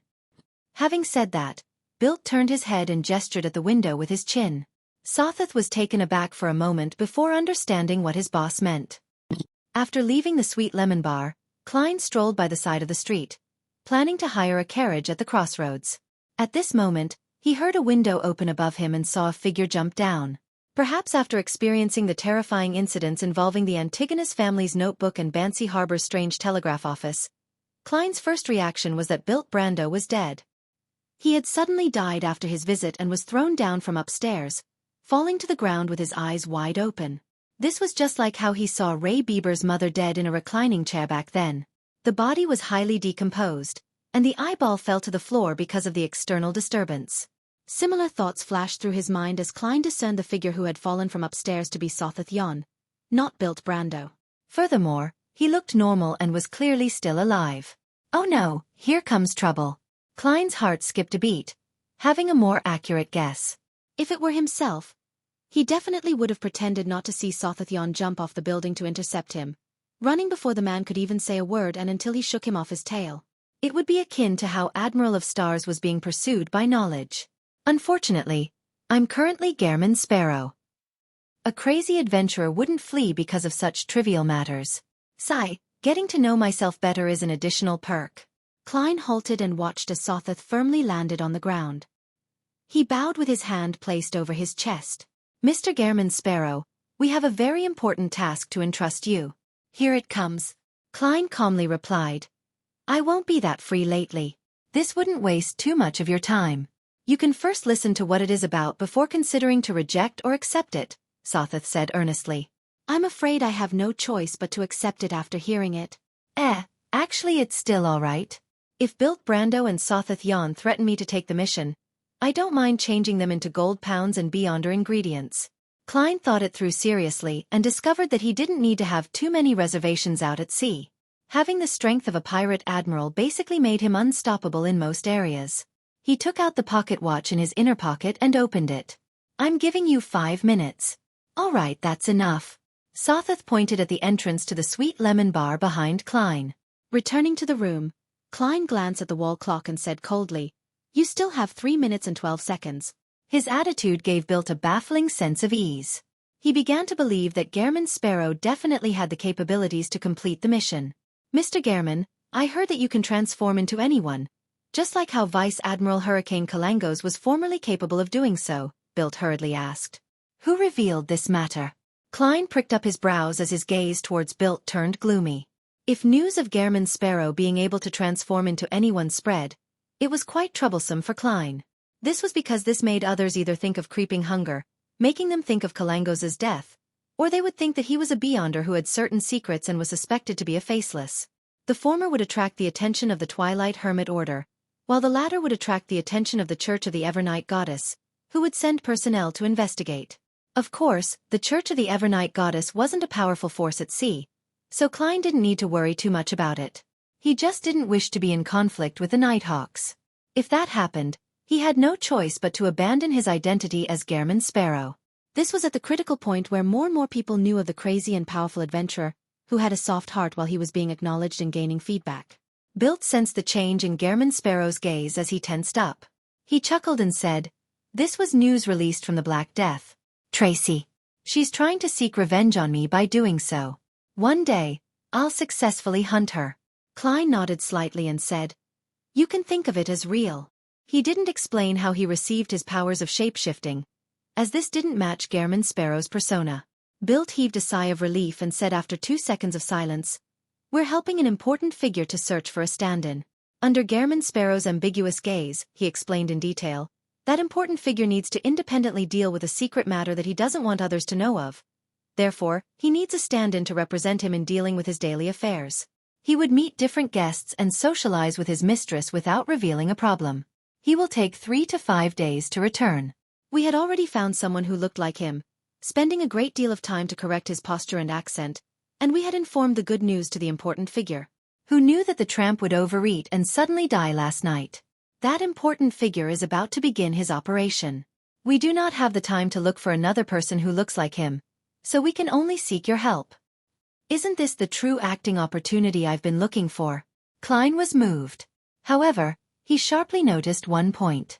To be addressed as an important figure by Built, leader of the Adventure Association, it definitely meant that the person was an important figure. Matters that happened around an important figure were often not simple. It contained quite a considerable risk. Klein thought for a moment before asking in a deep tone, Do you think that this matter will be dangerous? No, as long as you aren't exposed, there shouldn't be any danger. You need to represent the important figure and appear at social conventions. Heh, no one would dare assassinate him. Yes, I know what you're worried about. You're afraid that this important figure would silence everyone who knows about this matter after it's done? Don't worry, the pirates have fabricated plenty of vicious rumors about him, so even if this matter succeeds, no one will believe it even if you divulge this in the future. It will only be treated as a joke, Bilt said with a smile as he spread his hands. Klein no longer bothered with the topic and switched to asking, "What kind of payment are you offering?" £1,000, and 3 chances to get the artisan to make something for you. Heh. I'll pay for all expenses apart from the materials. Bilt made an offer which he believed Gehrman Sparrow wasn't unable to resist based on what had been previously entrusted to him. It's not bad. Besides, it gives me a chance to do true acting. Klein took a look at the wall clock and said, "I'll return and consider. I'll give you the answer in the evening." Regardless, he had to head above the grey fog to divine the level of danger. Considering how Bilt and Sothith were Sequence 7, or even Sequence 6 beyonders, Klein didn't directly request to head to the washroom in front of them to prevent them from sensing a problem. As the important figure's identity hadn't been revealed, Bilt wasn't too worried. He nodded. "All right. I hope for a pleasant partnership." Williams Street. A stout man from Sac who was nearly 2 meters tall was searching for clues. Suddenly, he felt his spiritual perception trigger as he looked up. Light which resembled the morning sun's rays surfaced around his body, illuminating the surrounding houses and street lamps as though they were illusions. At the same time, sparks soared on the street as all kinds of supernatural phenomena appeared. Indeed, the Sauron family has sent people over. The man from Sac who had his suspicions cast his gaze straight down the street. He saw Nighthawks wearing red or black gloves as black gun barrels covered with complicated patterns extended out of the rooftops. They were aimed at him while the surrounding passers-by didn't seem to notice anything amiss. He also saw the Church of Steam and Machinery's Archbishop of the Backlund Diocese, Horamik, and the Church of the Evernight Goddess's Archbishop of the Backlund Diocese, St. Anthony. Immediately following that, he caught sight of members of the Sauron family raising their hands above their heads through the corner of his eye. The powerful Sac spies also did the same thing. They had decisively chosen to surrender. Resistance only spelled certain death. There was still a chance of being repatriated by surrendering. At 6:30 that evening, Klein once again came to the Sweet Lemon Bar where he met Bilt and Sweet Lemon Bar. He expressionlessly said, "An advance of £500. Then, you will need to tell me who I'm supposed to change into." Bilt couldn't hold back his smile as he gestured for Sothith to collect the funds from the safe while saying with a deep voice, "He's the kingdom's highest-ranking navy commander of the Central Sonia Sea. His Excellency Admiral Amyrius Revolt. A real demigod." Chapter 621. Governor-General's Office Banquet. Admiral Amyrius Revolt. A true demigod. Upon hearing Bilt's reveal, a few words immediately appeared in Klein's mind. "I'm sorry. Bye." Gehrman Sparrow pricked up his brows slightly as Bilt hurried to explain. This wouldn't influence the difficulty of the mission. There's no need for anyone to display a demigod's powers throughout the duration of the mission. He cleared his throat and forced a smile. To make the mission not as difficult, His Excellency has specially arranged for him to inspect the Oravi naval base for a few days. This way, he doesn't need to stay in the Central Sonia Sea's Navy headquarters, the City of Generosity, Byam. As such, he will avoid Sea King John Cotman and the Governor-General of the Rorstad Archipelago, George Negan. He would avoid most of the subordinates he's familiar with, and he'll avoid his family who operates the family estate over there. He will also avoid his mistress who he's most familiar with. That is to say that you wouldn't need to face demigods, or the test of the masses. Here, there will only be 3 people who are familiar with His Excellency. The first is his secretary, Lieutenant Colonel Wan. He belongs to MI9, and he's in charge of monitoring His Excellency. He likely uses many names, and I'm not sure which is his real name. The second person will be the local mistress His Excellency has here, a beautiful lady by the name of Cynthia. It's said that her ancestor was a noble before his title was stripped, and his family was exiled here. The third person is Oravi's Governor-General, Aston Revolt, the youngest brother of His Excellency. Earl Revolt from the House of Lords is their elder brother. It really doesn't sound too difficult. Besides, my divination results tell me that it's not too dangerous. Klein fell silent for a few seconds before nodding gently. I need the detailed information regarding Amyrius Revolt. We've already prepared everything. This is his photograph.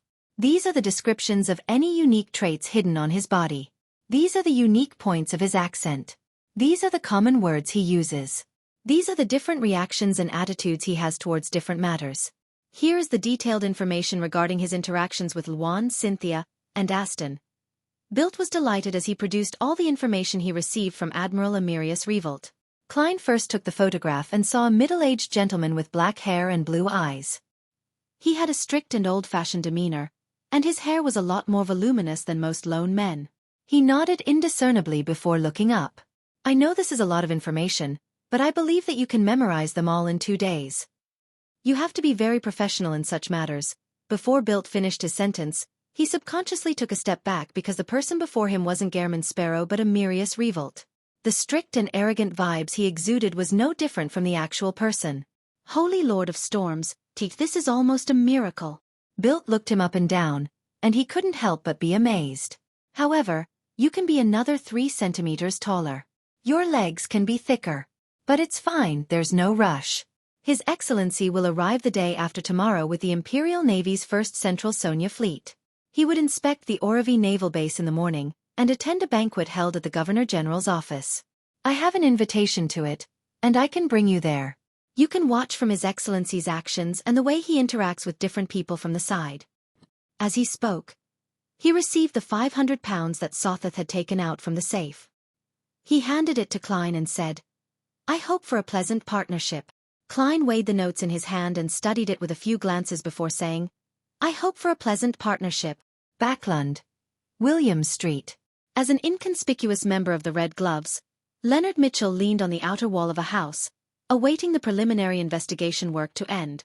He had his right leg raised slightly, with only his toes to the ground.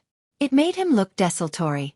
After a while, he saw his teammate return with a somewhat complex expression. He was excited, puzzled, expectant, and nervous. Thompson, is there a conclusion? Leonard's heart stirred as he leaned over with a smile. Yeah, Thompson nodded and answered frankly. Both sides have spoken the truth. They have no way of lying in their dreams.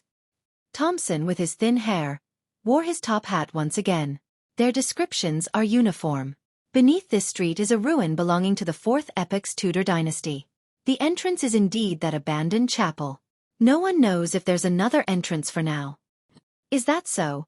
Leonard didn't delve into the details as he exchanged a few words before moving to the sidelines. Once again, he leaned against the wall. He looked around and suppressed his voice. Old man, this is what you're good at. There's a Tudor family ruin hidden here. An elderly voice rang out in his mind. You're becoming more and more impolite. In our era, disrespect to high-ranking people implies being made into living sacrifices. Also, it's impossible for there to only be one Tudor family ruin in Backlund. Are they lying? Leonard asked softly. The elderly voice chuckled and said, No, they just don't know enough. If my theories are correct, this ruin likely belongs to the Tudor Trunsoist United Empire. What? Leonard was stunned. This was an ancient dynasty he had never heard of before. The slightly aged voice chuckled. What an unknowledgeable kid. After the Solomon Empire was first destroyed, it was replaced by the Tudor Trunsoist United Empire. Its double consul ruled all of the northern continent. Double consul. Leonard ruminated over this phrase. The slightly aged voice chuckled and sighed. In the ruins underground, there should be 41 inverted candlesticks on the left and 40 on the right. 2 of them look like they belong to the throne of a giant, and, heh, it might be where Alista Tudor became Blood Emperor. Leonard frowned slightly before easing them. He said with a relaxed smile, There must be quite a lot of secrets hidden in there. Of course, but you aren't qualified to know it. The slightly aged voice sked. Leonard curled his lips indiscernibly and said, What follows next is the exploration of the ruins. The slightly aged voice chuckled before falling silent. A minute later, Leonard saw Archbishop St. Anthony and the Church of Steam's Archbishop Horimic end their conversation as they returned to their own camps. Immediately following that, Horimic ordered all machinery hive mind personnel to leave, leaving the area to the Church of the Evernight Goddesses Nighthawks. What happened?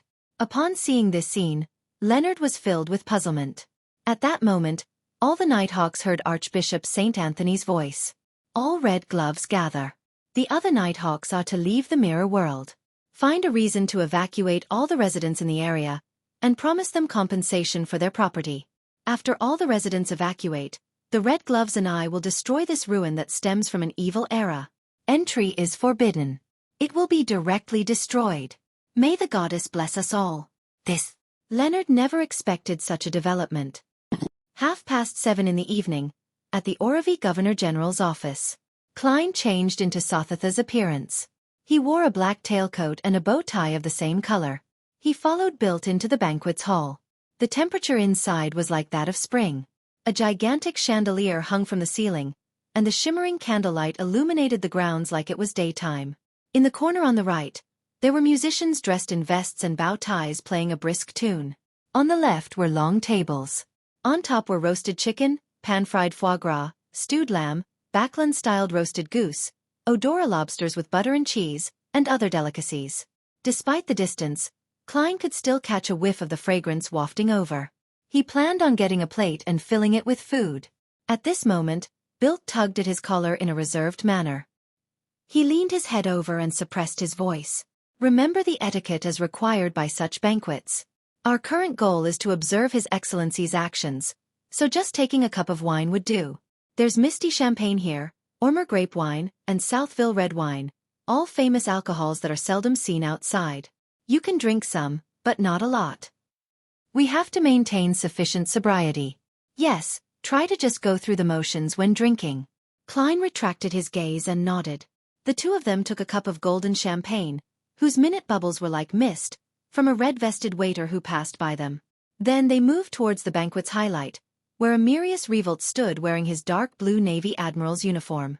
With their standing, they naturally had no way of approaching the Admiral.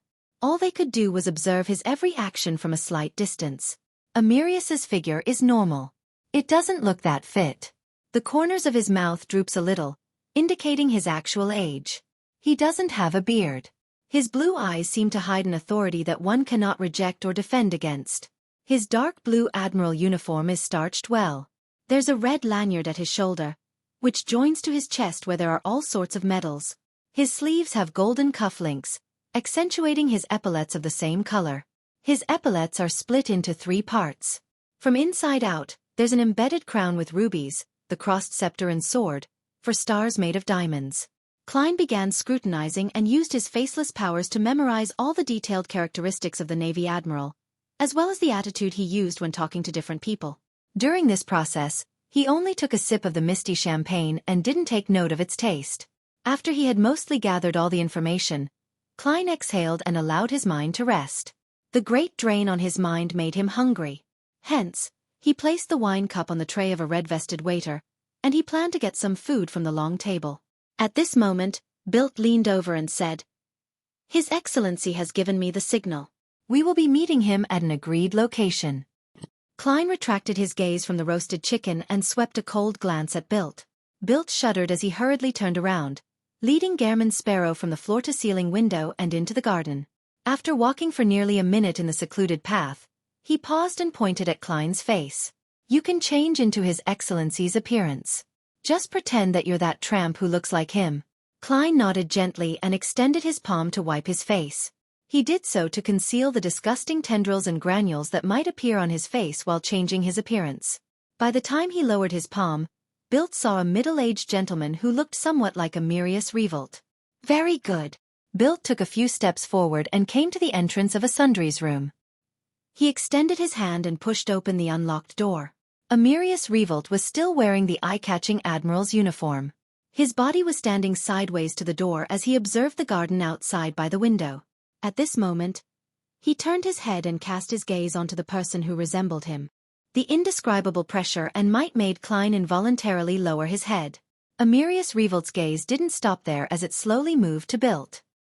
He said without any tinge of emotion, "This isn't the tramp you mentioned before.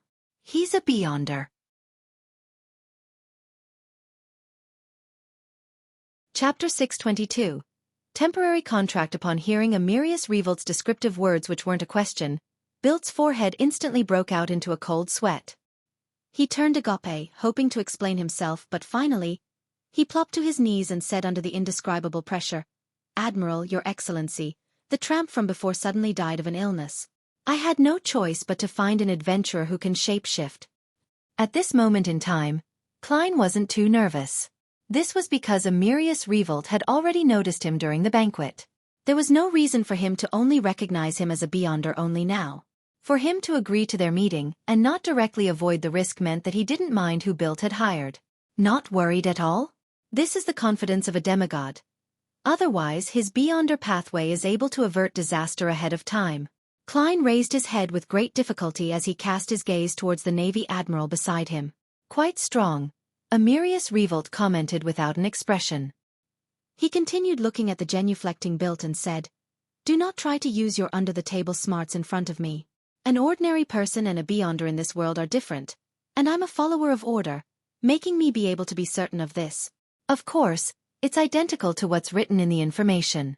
This admiral is inclined to expounding on certain things. I have to remember this point. This is a completely different style from me and Gehrman Sparrow." Klein retracted his gaze in thought as he cast it to the ground as if he was unable to withstand the pressure. Amyrius Revolt took one step forward. "Lying is the first mistake you committed. Not being cautious is the second. A tramp you spent a great deal of effort on to groom had suddenly died, and all of a sudden, an adventurer who can shapeshift appears in front of you. Don't you find it a coincidence?" "Yes, it's quite coincidental." Klein nearly said the same thing.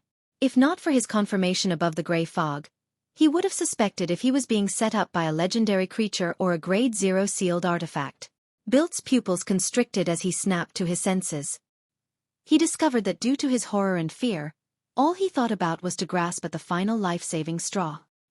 He had lost the caution brought about from his experience, having not considered whether Gehrman Sparrow's appearance was a coincidence or not. The tramp had suddenly died on the day he arrived at the Sweet Lemon Bar. The more Bilt thought about it, the more he felt as though he had fallen for some intricately planned trap. As Amyrius Revolt watched Bilt's expression change with enlightenment and regret, he nodded gently and said, "My father, the deceased Earl Revolt, once taught me this. He said to pardon the first mistake of a subordinate. Bilt, you should be thankful for his benevolence." Bilt's tense mood eased instantly as he felt extremely moved. He thought Amyrius Revolt, who was closer to a god than man, would execute him on the spot, so as to warn all the adventurers who were under him. Who knew that he would choose to pardon him? "Your Excellency, I... Bilt was momentarily unable to form a sentence. Amyrius maintained his stern expression and said in a deep voice, "There's a second half of the saying, that is, punish them for their second mistake. Bilt, do you know what you should do in the future?" The genuflecting Bilt immediately straightened his back and pressed his right fist to his left chest. "I'll be utmost loyal to you, Your Excellency." Amyrius nodded and turned to Klein. "What's your name?" "That depends on which identity you're asking about." Klein lampooned inwardly and calmly replied, "Gehrman Sparrow." Amyrius Revolt suddenly fell silent for 2 seconds as the atmosphere in the sundry room seemed to freeze. Just as Klein couldn't help but feel uneasy, Amyrius finally said, "So it's you. Your Excellency. You sound as though you know me." "I'm just an ordinary military informant. I only exchanged some bounty through you. I haven't even made any reimbursement claims." Klein silently mumbled as he felt less and less confident. Amyrius nodded and said to Bilt and Klein, "The plan will proceed as per normal.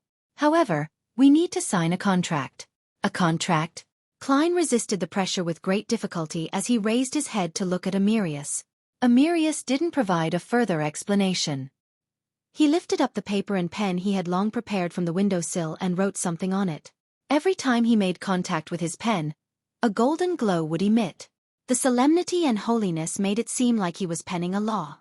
Klein narrowed his eyes slowly as his vision turned blurry. He couldn't help but lower his head again.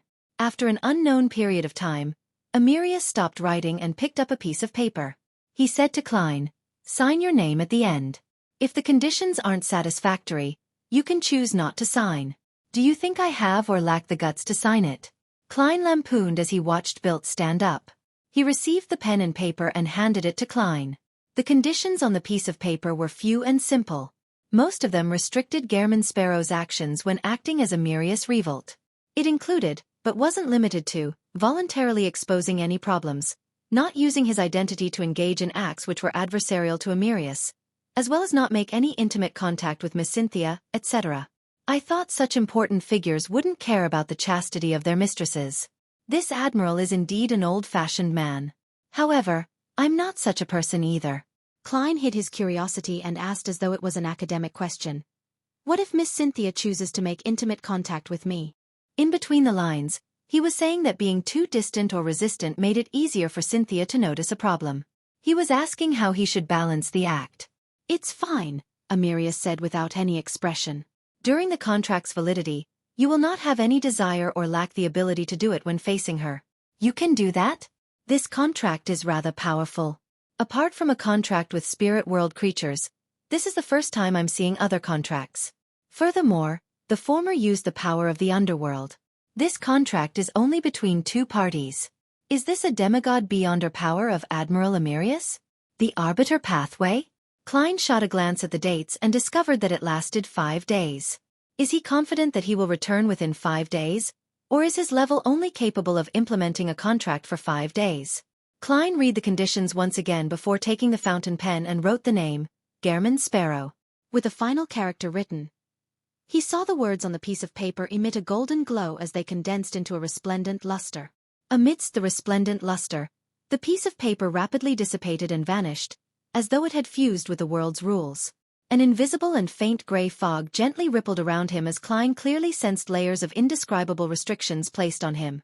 These restrictions quickly melted into his body, temporarily becoming one with his spirit body and physical flesh. The gray fog can block out bad and good luck from external sources to a certain extent, but it's unable to screen a contract I signed. That's right. If it can screen it, the contract with the messenger wouldn't have been valid. Klein gazed at Amyrius revolt once again in enlightenment. The admiral had already converged his might as he produced a dark gold charm in his palm. On it were the symbols and magical labels representing the sword of judgment. Its entire body was converged and somber, giving one the feeling that it was part of a codex. This is a high-level charm using my blood, a 4th epic ancient codex, and the royal family's Grade 0 sealed artifact, Amyrius said calmly. Its name is 9th Law. When it's injected with minute amounts of spirituality, it can produce a might that's similar to mine. This can be done even by ordinary people. Without it, you'll find it very difficult to pretend to be me. Indeed, the might I show in a disguised state is only superficial. It's fine fooling others usually, but once there's a need to shock and awe any subordinate, that would be useless. Klein secretly heaved a sigh of relief. Amyrius continued, with your present strength, you should be able to withstand its usage. Through it, you can indicate a necessary restriction on the target, making them be in an extremely disadvantageous state. This way, even if a demigod were to sound you out, you'll be able to scare him away. If no mishaps happen at the end of everything, and if you had no need to use it, then it will be yours to keep. It can be used for a year. Klein was first taken aback before he felt a strong sense of delight. He finally had another high-level charm ever since that time he used up the one which was created with the mutated sun's sacred emblem. Although such an item had a time limitation and was single-use, a pro was that it didn't have any negative side effects.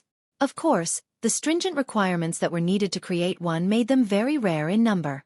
As expected of a demigod, he's a lot more generous than built. Bribing a tramp and an adventurer at the pirate admiral level are different in cost. As Klein thought in happiness, he silently extended his palm and received the high-level charm named 9th Law. Then, he saw Amyrius remove his belt. After a brief silence, Klein kept his embarrassment in control as he took off his clothes without an expression on his face. Soon, he had switched clothes with Amyrius and had donned the dark blue starched admiral's uniform. After watching Amyrius and Bilt walk off through a secluded path in the garden, Klein calmly adjusted his buttons and turned to look at the glass window. Under the dark night and the crimson moonlight, the glass window was like a mirror. It vaguely reflected Klein's present looks. He had black hair which was neatly combed back, blue and profound eyes, slightly drooping cheeks, a beardless face, and an old-fashioned and stern demeanor, all while dressed in a dark blue attire with a lanyard, medals, and epaulets. Klein twitched the corners of his mouth as he silently said to himself, "From this moment forth, I'm a Navy admiral." Chapter 623. First night as he touched the 9th Law charm in his pocket, Klein adjusted his height and details regarding his appearance, making him look identical to Amyrius Revolt. He walked out from the sundry room by using another door and walked down a silent corridor, back into the Governor-General's office. On the way, waiters and maidservants would occasionally pass by him, but no one dared to look straight at him. Just catching sight of his admiral uniform would have them scurrying to the sides as they bowed with their heads lowered. Any person of the same height could probably find his way into the banquet hall when donning these clothes. I have to say, acting as an important figure can be easier than acting like an ordinary person. Klein continued looking straight as he maintained his somber attitude. He walked towards a path paved with black brick in an unhurried fashion.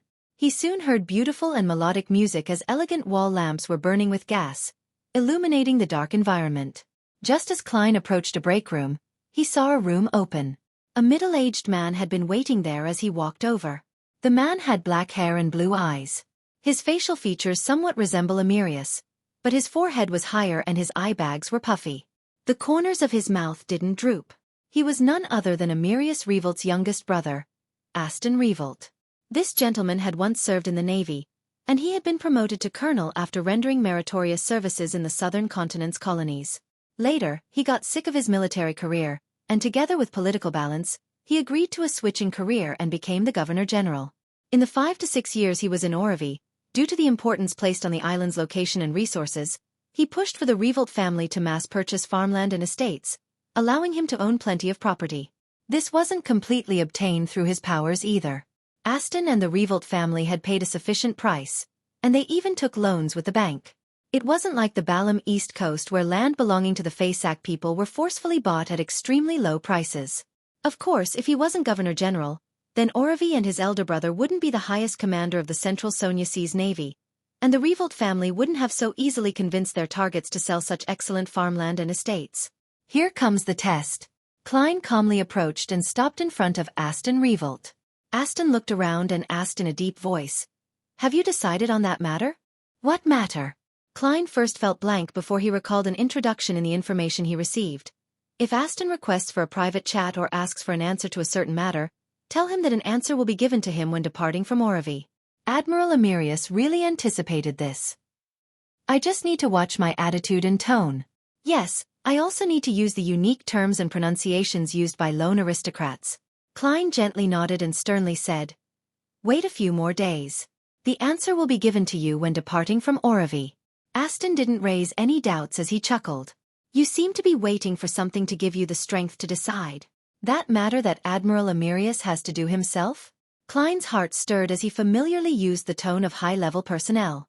"Keep your conjectures to yourself." With that said, he took a step forward and walked towards the banquet hall. Aston Revolt focused on his elder brother's back, his expression gradually turning cold. He then shook his head slightly. After entering the banquet hall, Klein surveyed the area and walked towards the long table with food on it. From time to time, he would stop to exchange pleasantries with people who came near him.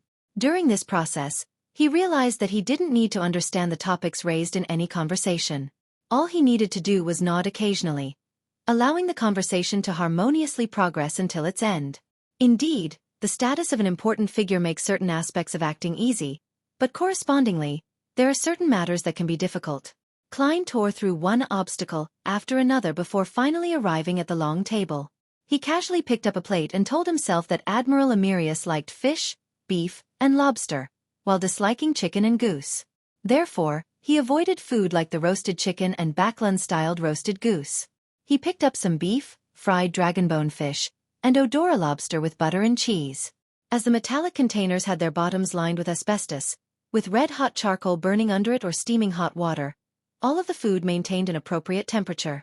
Klein nearly broke down, destroying his persona when he took the first bite.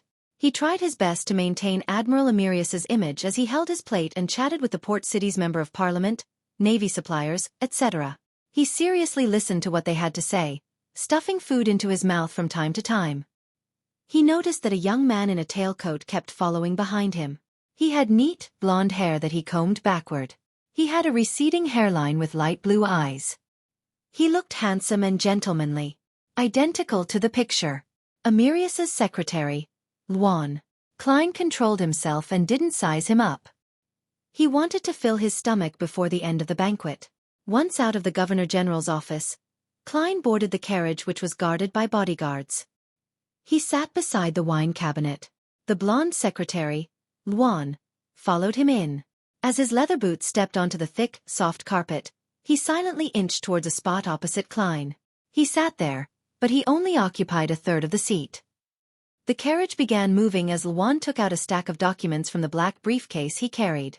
Your Excellency, this is the Oravi Naval Base's ledger for the year 1349. Klein extended his hand over and casually browsed through a few pages. What? £1 for a roll of toilet paper? The naval base's bathroom was renovated 20 times a year? Klein did some simple math and discovered all sorts of ridiculous line items. Isn't accounting such as this way too simple and obvious? I can even give them classes and specially teach them how to make claims. Klein seriously considered the attitude he should show. From his point of view, the greatest difficulty in disguising as Amyrius was to fool Juan. This wasn't to say that Governor-General Aston and Miss Cynthia weren't as familiar with Admiral Amyrius as his secretary. It was just that, as his younger brother, Aston might help his brother conceal the matter if he discovered something amiss after being given a hint. Similarly, as his mistress, Cynthia would be inclined to help conceal the matter for the Admiral as his dependent. Of course, the possibility that Cynthia was a spy couldn't be eliminated. There was still the matter of there being a chance of being used by a spy, but nothing could be as dangerous as Luan, whose duty was to monitor the Admiral. I can't expose any problems. What kind of attitude would Admiral Amyrius have when faced with such a report? Go into a rage, or pretend to be in a rage? No, the Oravi Naval Base personnel wouldn't be that daring to hand over a clearly problematic report as though he were blind. They must have a certain level of confidence and a tacit understanding between them. As the information didn't mention this, Klein could only make a judgment based on his experience. Furthermore, he could confirm that either the Oravi Naval Base's report was beyond Admiral Amyrius's expectations or was determined to be of little importance. Just based on the schedule, it was something that could easily be dealt with. Regardless of the possibilities, I have to use the attitude that a person of high standing will usually employ. That is to not indicate my stance. Klein closed the documents and handed it back to the blonde secretary, Luan. He said expressionlessly, "Put it on my desk." In between the lines, this sentence meant, "I'll look through it carefully." To others, it would mean something different based on their standpoints. If the Oravi Naval Base had done it without warning, this meant that the Admiral was somewhat dissatisfied and was awaiting an explanation. If the two had reached a tacit mutual understanding on the matter, it meant that Admiral Amyrius wished to obtain more favorable benefits in the matter. As for whether it would offend anyone, Klein didn't care. After all, he wouldn't be Amyrius Revolt in a few days' time. He believed that a true demigod had the means to repress the anger of his subordinates. In addition, he was grateful that Amyrius wasn't a demigod of the Church of Storms. Otherwise, he had to consider whether to nod his head and pass the report, or throw the document back in anger while throwing a few people in passing into the sea to feed the fishes. Yes, Your Excellency. The blonde secretary, Luan, didn't change his expression. He stuffed the document back into his black briefcase as though he had long expected such a response. On the way back, Klein leaned into the carriage according to Amyrius Revolt's habits. He half closed his eyes as though he was contemplating certain matters, but in fact, he wasn't thinking of anything. Luan maintained his silence and didn't speak at all. Human-height iron-black street lamps were quickly left behind as the carriage drove close to the naval base before taking a bend into a house with a garden and lawn. Just as Klein walked up the steps, a butler opened the door for him as servants lined the two sides, reverently awaiting his entrance. The living room was decorated in a very classic manner. There were oil paintings of beautiful scenery hung up, limestone statues, simple and elegant vases, etc. A faint but lingering fragrance emanated in the room, one that reached into the heart. Klein, who should have relaxed, ended up tensing up as he saw a beautiful lady walk towards him in a home gown. She looked to be in her early 20s. Her blonde hair cascaded down, and when she cast her blue eyes over, it was as though there was a glow hidden within them. While filled with gentle feminineness, there were still some remnants of her youth. She was none other than Admiral Amyrius's mistress, Cynthia. Klein held back his discomfort and allowed Amyrius's stern face to reveal a smile as he widened his arms. Cynthia threw herself into his arms and tiptoed. With her cheeks by his cheek, she whispered with a smile, "Admiral, I've already heated the water for you in the bathtub." This means she had someone monitor the end of the banquet. Being a mistress isn't something simple either. Admiral Amyrius does like to take hot baths so as to relax his thoughts. In order to ignore how close their cheeks were, Klein allowed his thoughts to wander. As a straight man, he should have felt embarrassed while also being rather glad to be approached by such a beautiful member of the opposite sex. However, the temporary contract made him have zero urges. Hence, all that was left was awkwardness. Very good, Klein praised her as he gently pushed Cynthia away, having had nowhere to place them. Knowing that the Admiral didn't like to be intimate in front of the servants, Cynthia retreated and led Klein to the second floor. He was brought into the bathroom as he prepared a bathrobe for him. After doing all of this, Cynthia instructed the servants not to come to the second floor unless they heard the bell ring. Then she returned to the bedroom, took off all her clothes and changed into a nightgown made of silk. Her nightgown revealed plenty of her chest. It was an alluring snow white, and deep in her cleavage was a special necklace pendant. It was like a miniaturized black rhinoceros horn about the length of a finger segment. Cynthia took off the necklace and stuffed it under her pillow. Amidst her blushing and hesitation, she left the bedroom and came outside the bathroom where the Admiral was bathing. Mustering her strength, she pulled at the handle. Creak. Her hand paused. She realized that the bathroom's door had been locked from the inside at some point in time. With a blank look, Cynthia instinctively yanked at it again. Creak. Creak. The bathroom's door didn't budge an inch.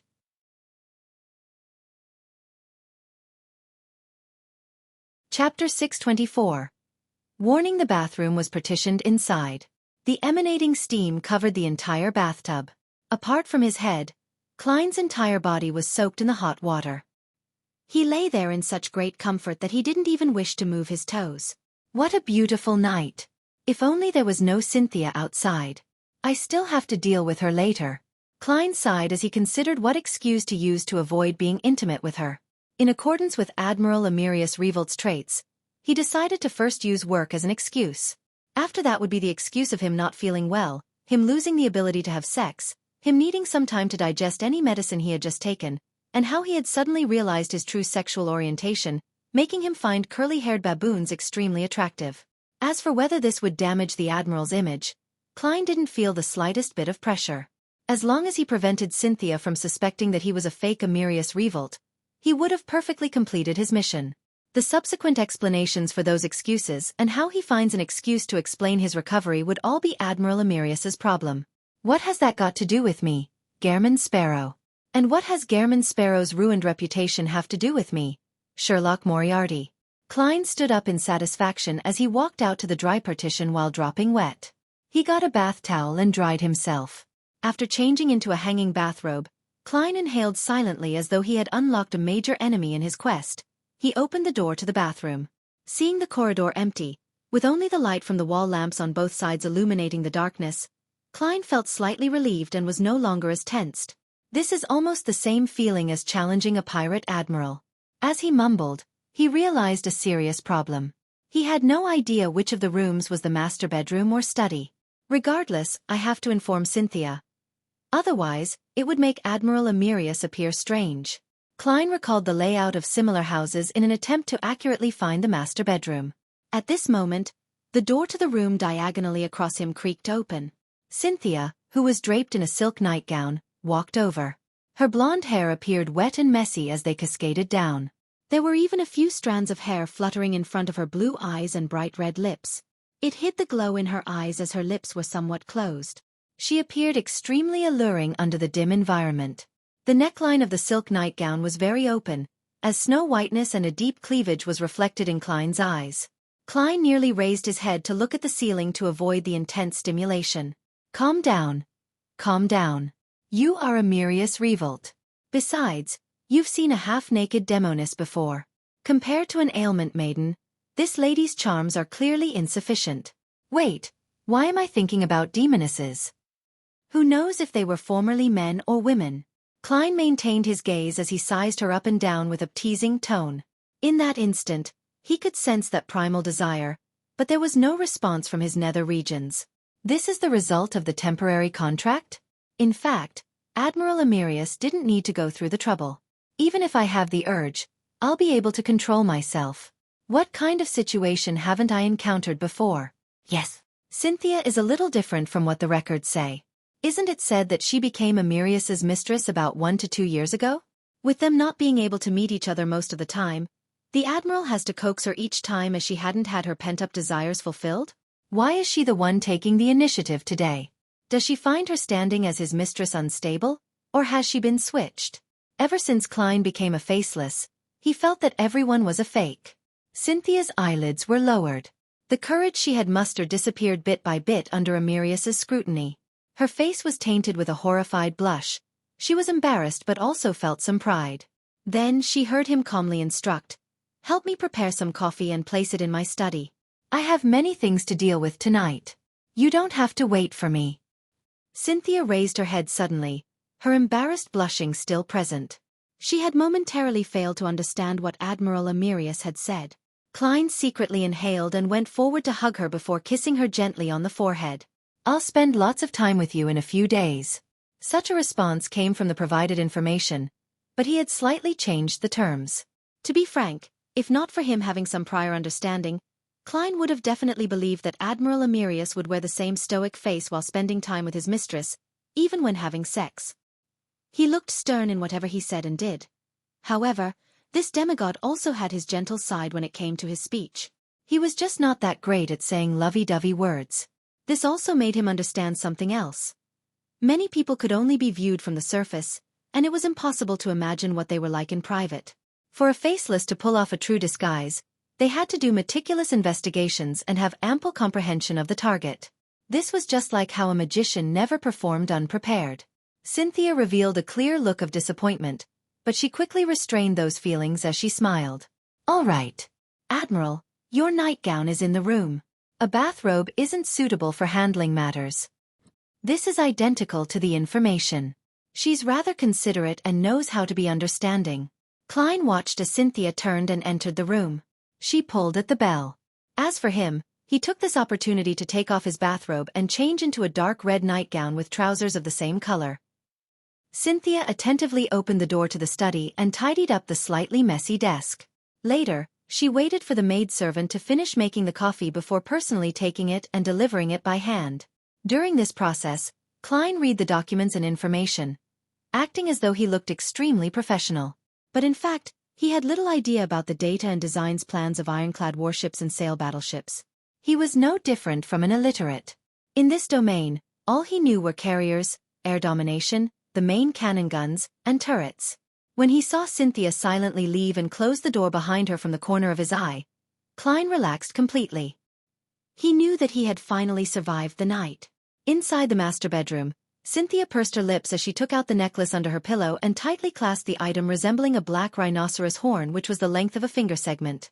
She stood there and silently prayed, "O great mother tree of desire, please, make me more alluring, allowing Admiral Amyrius to be even more mesmerized by me, so that he can gain extreme pleasure from me and bear me a child." Inside the quiet study, Klein flipped through the pile of documents placed in front of him. He followed the handling methods according to what the information indicated. He chose the simple ones and signed Amyrius Revolt's name on them. The reason why he could mimic his signature was because Faceless allowed him to remember a target's unique traits, while Clown gave him the precise control needed. The complicated ones he couldn't understand had notes written with the following vibe: "Continue studying the matter." After busying himself until midnight, Klein reached out to cover his mouth and yawned slightly. "This won't do. I need to sleep. I have plenty of challenges tomorrow. I have to maintain sufficient strength and energy." Klein thought for a moment and gave up the idea of returning to the master bedroom. He raised his right hand and pressed down on his half-closed eyes. He pulled them down and moved his eyes to his nose bridge. Following that, Klein opened up two slits where Klein's eyes originally were and used his flesh to produce a pair of fake eyes. After becoming a faceless, I'm really beginning to resemble a monster. If only I had such a godly technique back in school. He sighed silently. He half-leaned his body as he kept his real eyes closed while his fake eyes were left open to read the documents. His specialty as a clown allowed him to maintain his balance. He remained motionless like a stone statue. After an unknown period of time, Klein suddenly awoke from his dream. He sensed that there was a force attempting to pull him into a deep slumber before infiltrating him. Who is it? I didn't do anything recently. Why would anyone enter my dream? That's not right. I'm now Admiral Amyrius Revolt. Klein's heart stirred as he immediately changed his looks. Even in his dreams, he appeared to be that demigod. Meanwhile, He felt his consciousness tightly contract as though it was avoiding something. This is different from an ordinary dream infiltration. I've clearly regained my lucidity, and I can escape by myself and wake up, but I'm unable to leave this dreamscape. Klein found plenty of oddities as he tried a few attempts. He knew very well that he was sleeping, and he could sense and control his body outside the dream, but no matter what he did, he was unable to wake up. Right on the heels of that, he saw a blurry white gas form an indiscernible figure. Klein narrowed his eyes slightly as he tore through the dream with his psyche, allowing his real body to move silently. Then, he put his palm into his pocket to touch the 9th law charm. At that moment, the blurry figure calmly said, "Do not participate in the matter regarding Aston. This is a warning." Quite impressive to warn a demigod. What is Aston and the others thinking of doing? Klein thought for a moment and emanated his spirituality, allowing the 9th law charm to produce a deep sense of dominance. Then, he imitated it and produced the same feeling in his dream. He said with a deep voice, "Who are you? Who do you represent?" The blurry figure was taken aback before he said with a laughing sigh, "As expected of law weaver Amyrius. You actually managed to maintain your lucidity in such a situation." No.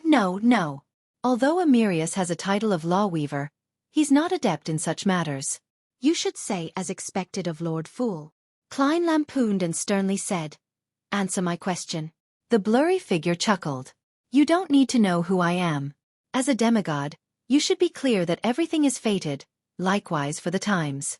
Do not resist the fate of an era, which is also the trend of the times. This will only make you a sacrifice of history." Fate of an era, the trend of the times, sacrifice of history. When he heard this, Klein suddenly thought of a term, Twilight Hermit Order. However, Klein didn't say a word, nor did he say those words. This was because Admiral Amyrius would be him for the next few days. Seeing law weaver Amyrius fall into silence, the blurry figure didn't say another word. It turned into a emanating white gas before vanishing from the dream.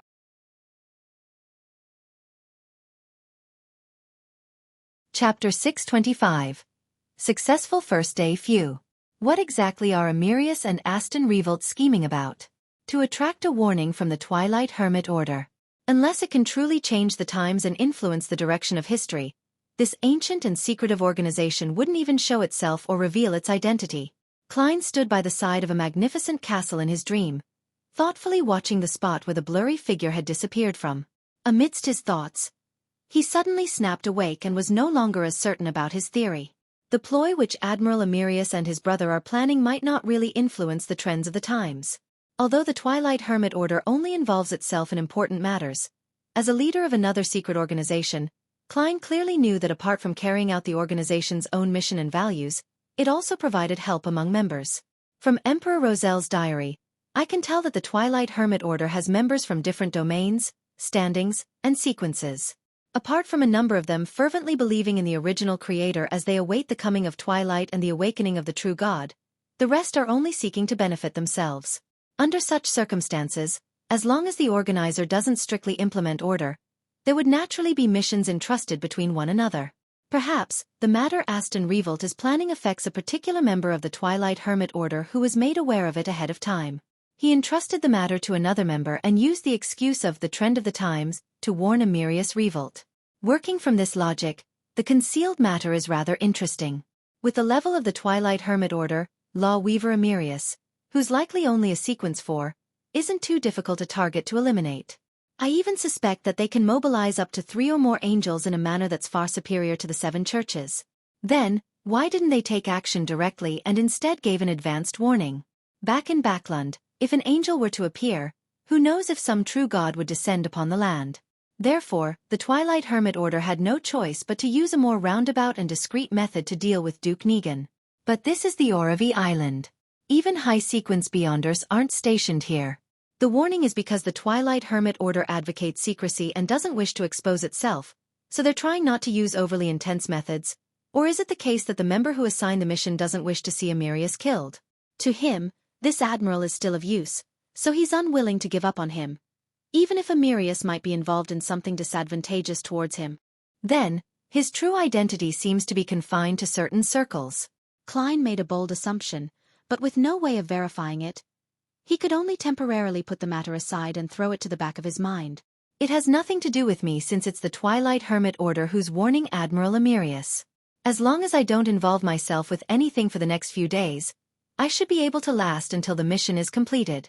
Everything else that develops afterward has nothing to do with me. With my present status, I'm still far from investigating the Twilight Hermit Order. I don't even have the right to probe deeper. Klein kept to his beliefs and turned his sights to his tarot club. I just discovered a problem. Other secret organizations have their own aims and values at their core, while mixing in the aid that members provide each other. As for our tarot club, it's more impressive. There are only missions given to each other, without any aims or values. No, there are aims and values among some of the members. For example, my dear Moon believes that this is an organization born to save the world. The fool Klein gave a self-deprecating laugh before exiting the dreamscape. He rubbed away the fake eyes and moved his real eyes back to their original position in a very fluid motion when he suddenly paused. That wasn't a simple dream infiltration. Klein frowned slightly as he recalled what had happened. That was because the power had first attempted to pull him into a deep slumber. Back then, I had already fallen asleep, so why would he do so? Captain once said that a nightmare can directly see a dream, so it's impossible to commit such a mistake. Therefore, the visitor hadn't used the beyonder powers of a nightmare, but something else. He located me via the spirit world? Or after he knew my location, he used the sea of collective subconscious, as described by Ma'am Daly, to directly influence my beyonder powers? Yes. I'm more inclined to the second reason. That's the only thing that can explain why I couldn't escape my dream despite having regained lucidity. It's recorded in Emperor Roselle's diary that during his participation in the suspected Twilight Hermit Order, his entry into the gathering was based on a realistic dreamscape that encompassed the entire continent. A realistic dreamscape. Klein nodded and chuckled silently with a sigh. Admiral Amyrius definitely didn't expect the Twilight Hermit Order's warning. It's only because he hired me. If it were anyone else, the stand-in would have already been exposed. That ninth law charm was well worth it. City of Silver, inside the spire, in the room belonging to Chief Colin Iliad. Derek Berg, who had been summoned, saw the grizzled, scarred demon hunter once again as he felt uneasy. After he finished his greetings, Colin sized him up and asked, "You've advanced?" "Yes, I'm already a Sequence 7 Solar High Priest." Derek had long registered his advancement, so there was no need to hide the matter. Colin's light blue eyes, which had seen the vicissitudes of time, moved away as he casually asked, "Do you have the subsequent potion formulas?" The past Derek would have directly answered no, but the present him was used to thinking over it before answering. If I say no, my subsequent advancement with the lack of experience to support it will definitely make me suspicious. But if I were to answer yes, Chief might ask me to use it to exchange for items so as to nurture more Sun Pathway Beyonders. This will no doubt prove that I'm lying. As Derek's mind raced, he answered sincerely no. From his point of view, experience could be forged. Colin nodded as if nothing was out of the ordinary. "In about 2 months, we'll arrange an exploration mission for you. The team will secure the route and ruins we found with the help of Jack before we make a second clearing.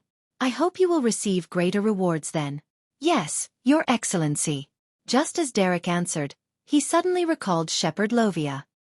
After daybreak, Klein changed into his clothes with the help of Cynthia, enjoyed a sumptuous breakfast, and took the carriage under the escort of the Admiral's bodyguards to the Oravi naval base. In the morning, under the companionship of the rear admirals and colonels, he inspected the conditions of the ships, ordnance stores, the newly built training grounds, and the bathroom which had been renovated 20 times over the past year. After having lunch at the Navy Mess Hall, Klein followed the schedule and summoned all officers above the rank of major to take in their reports. During this process, he had a thick black-bound notebook placed in front of him. Inside were some of the questions that Admiral Amyrius had specially prepared for him. In the past few decades, due to the embezzlement of salaries and the harsh conditions sailors suffer, Oravi has had 17 revolts by the lower ranks. After the passing of the Imperial Navy latest act, and thanks to Your Excellency's guidance, we've already had such deep-seated cultural issues improved. There haven't been any such cases in the past 3 years. A colonel from the Oravi naval base stood on the spot and reported the entire situation. He would raise his head from time to time to look at Admiral Amyrius Revolt and discovered that he was listening very seriously while taking notes. The scribbling sounds made none of the officers dare to not be at their best. Similarly, they took note of the important points. The colonel who received a positive response unknowingly spoke up louder while reporting. How boring. Klein held his fountain pen and had randomly drawn creatures like turtles, cuttlefish, and dragons on his black-bound notebook. As he had never studied sketching before, his drawings were a ghastly sight to see.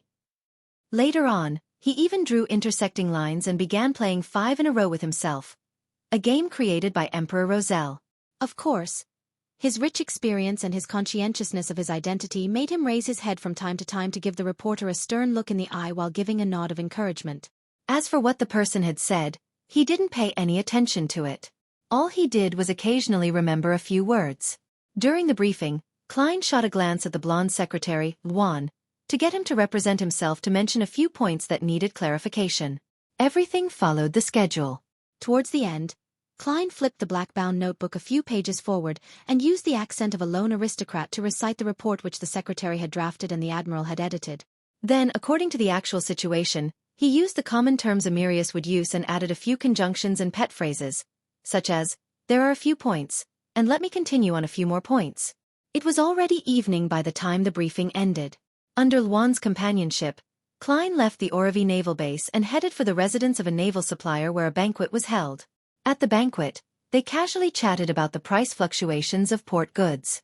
As for Klein, he mimicked Admiral Amyrius, and he would mention a dated joke from Backlund from time to time, garnering a warm response from everyone as he was praised for his humor. After successfully acting until the banquet ended, Klein boarded the carriage, feeling exhausted in body and mind. I have to take note of my speech and actions every minute and second. Engaging in true acting for a day is more tiring than battling a pirate admiral. Klein silently sighed, as he closed his eyes halfway without a change in expression. He knew that the most difficult stage of the day wasn't over. He still had to deal with Cynthia. Inside the villa, Cynthia learned from the attendant who had gone out to make inquiries that Admiral Amyrius was about to return. She quietly returned to her bedroom, took out the tiny black rhinoceros horn pendant, and used a metallic plate to scratch off tiny bits of powder, mixing it into the hot water inside a white porcelain teacup. After repeating the honorific name of the Mother Tree of Desire 7 times, she waited nearly a minute before lifting the teacup in hope, cleanly downing it.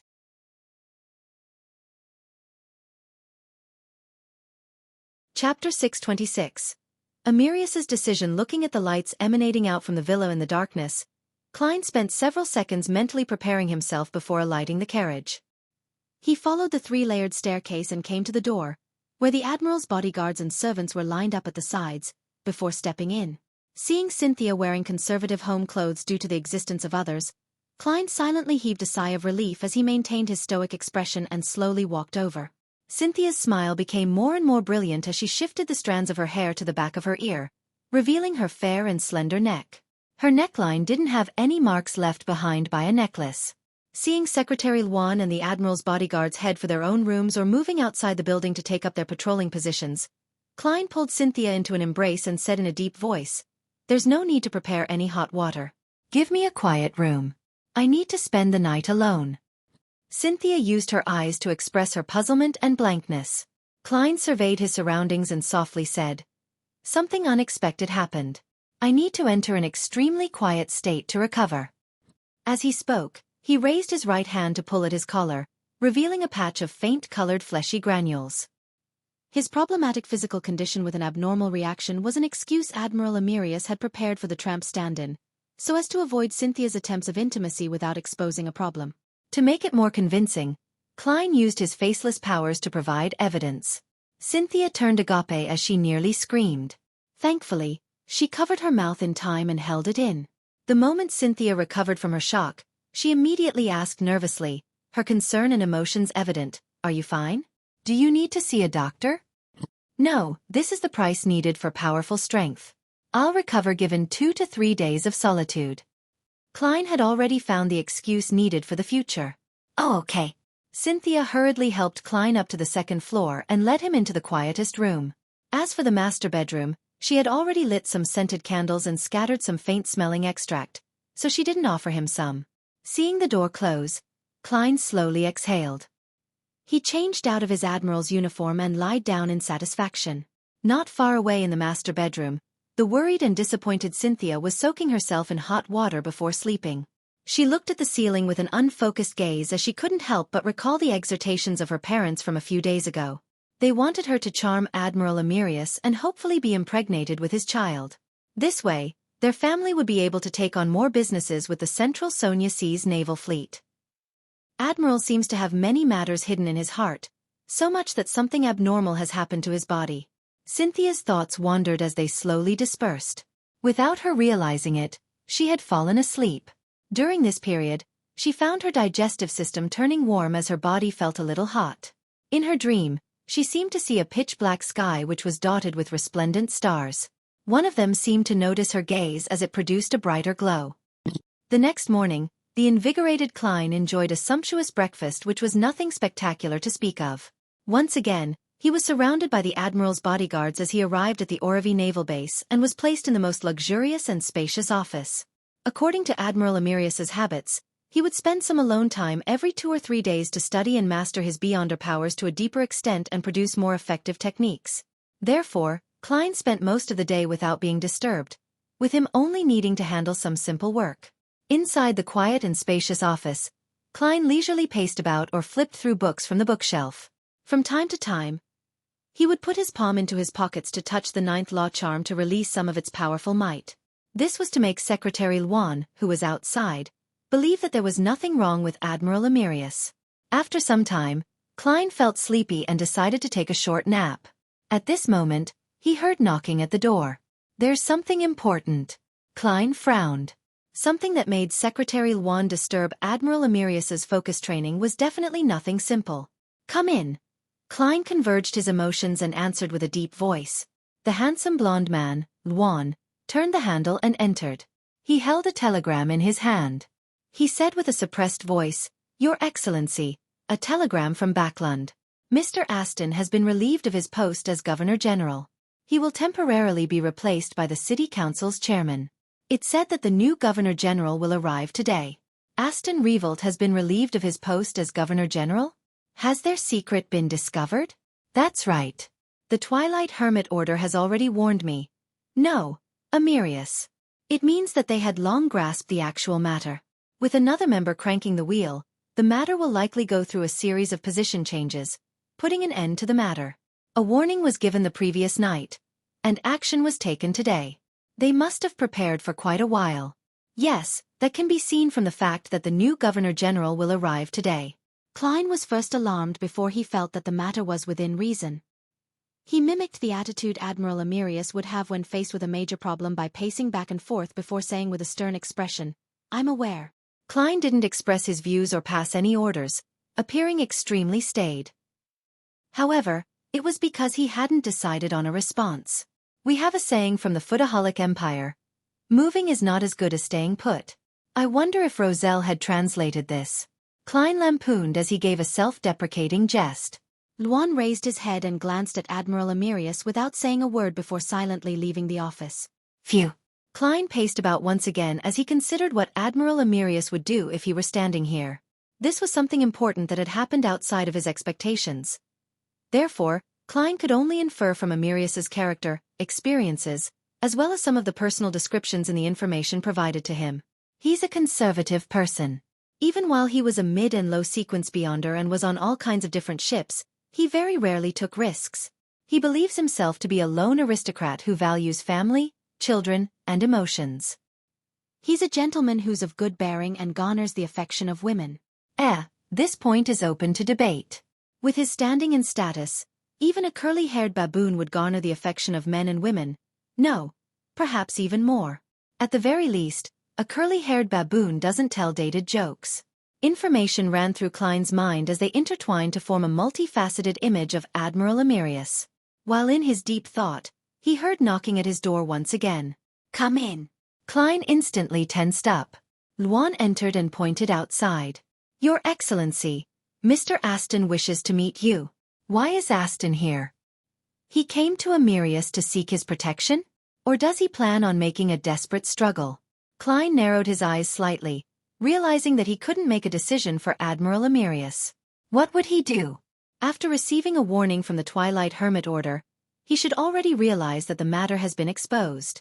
The target was long prepared, so with his conservative nature, It can be imagined that his decision would be. However, he greatly values family. He even provided some of Aston Revolt's interesting tidbits. It's not hard to tell that there's the concern and love for his younger brother in this matter. He doesn't like cannabis and tobacco. Drinking is just for socializing purposes. Apart from being a little caught up with beautiful women, there's nothing seriously wrong with him. He greatly values family. Family. Klein's thoughts raced as he fully immersed himself in Amyrius's identity, fully experiencing his hidden feelings for his family and the importance he placed on it. Family. At that instant, he seemed to turn into Amyrius, but he was able to analyze the various problems in a detached manner. After nearly 20 seconds of silence, Klein heard himself using a somewhat unfamiliar tone, saying, "Tell him that I have many matters to deal with. I don't have the time to meet him. Also, buy him a ticket back to Backland." Luan seemed to have expected it as he retracted his gaze and replied, as though everything was normal, "Yes, Your Excellency." As he watched Luan leave the office to find Aston Revolt outside, Klein gently sighed like the real Amyrius Revolt. He knew that Amyrius would have made the same choice if he had returned early. This was family, something he valued greatly. With their scheme completely exposed, there was no way Amyrius would have exhausted his last chip on a bet and place his family at risk of destruction. As long as he didn't participate in it, and as long as he's still a demigod, the Revolt family wouldn't suffer any overly serious damage even if he isn't able to remain as the highest commander of Central Sonia Sea. And to get his secretary to buy his tickets for him made it clear that Amyrius still treated Aston as his brother. It was a warning to others not to harm him before they figured out what was happening. After nearly a minute, Luan returned and said, "Your Excellency, Mr. Aston has left. Amyrius greatly values family." Klein fell silent for 2 seconds before asking in a deep voice, his back facing his secretary, "Did he say anything?" Luan answered truthfully, "He said that you are indeed a cold person by nature." The corners of Klein's lips curled slightly as he produced an unfeeling smile. This was an instinctive reaction. However, with him completely in character as Amyrius, he believed that the Admiral would have had the same reaction. The feeling and emotions were the same. For the rest of the time, Klein sat in his office and didn't meet anyone, nor did he deal with any official business. All he did was occasionally listen to his secretary report to him about the situation on Oravi Island. Nothing happened until the arrival of the new Governor-General. In the evening, he didn't attend the banquet he was supposed to attend, and he returned to his villa. As he saw Cynthia walk towards him, he hugged her. "Then," he calmly said, "Aston has been relieved of his post as Governor-General."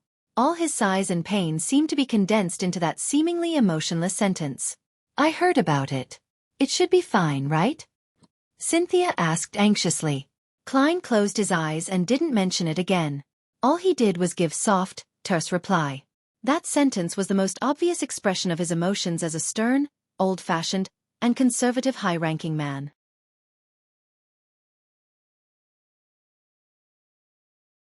Chapter 627.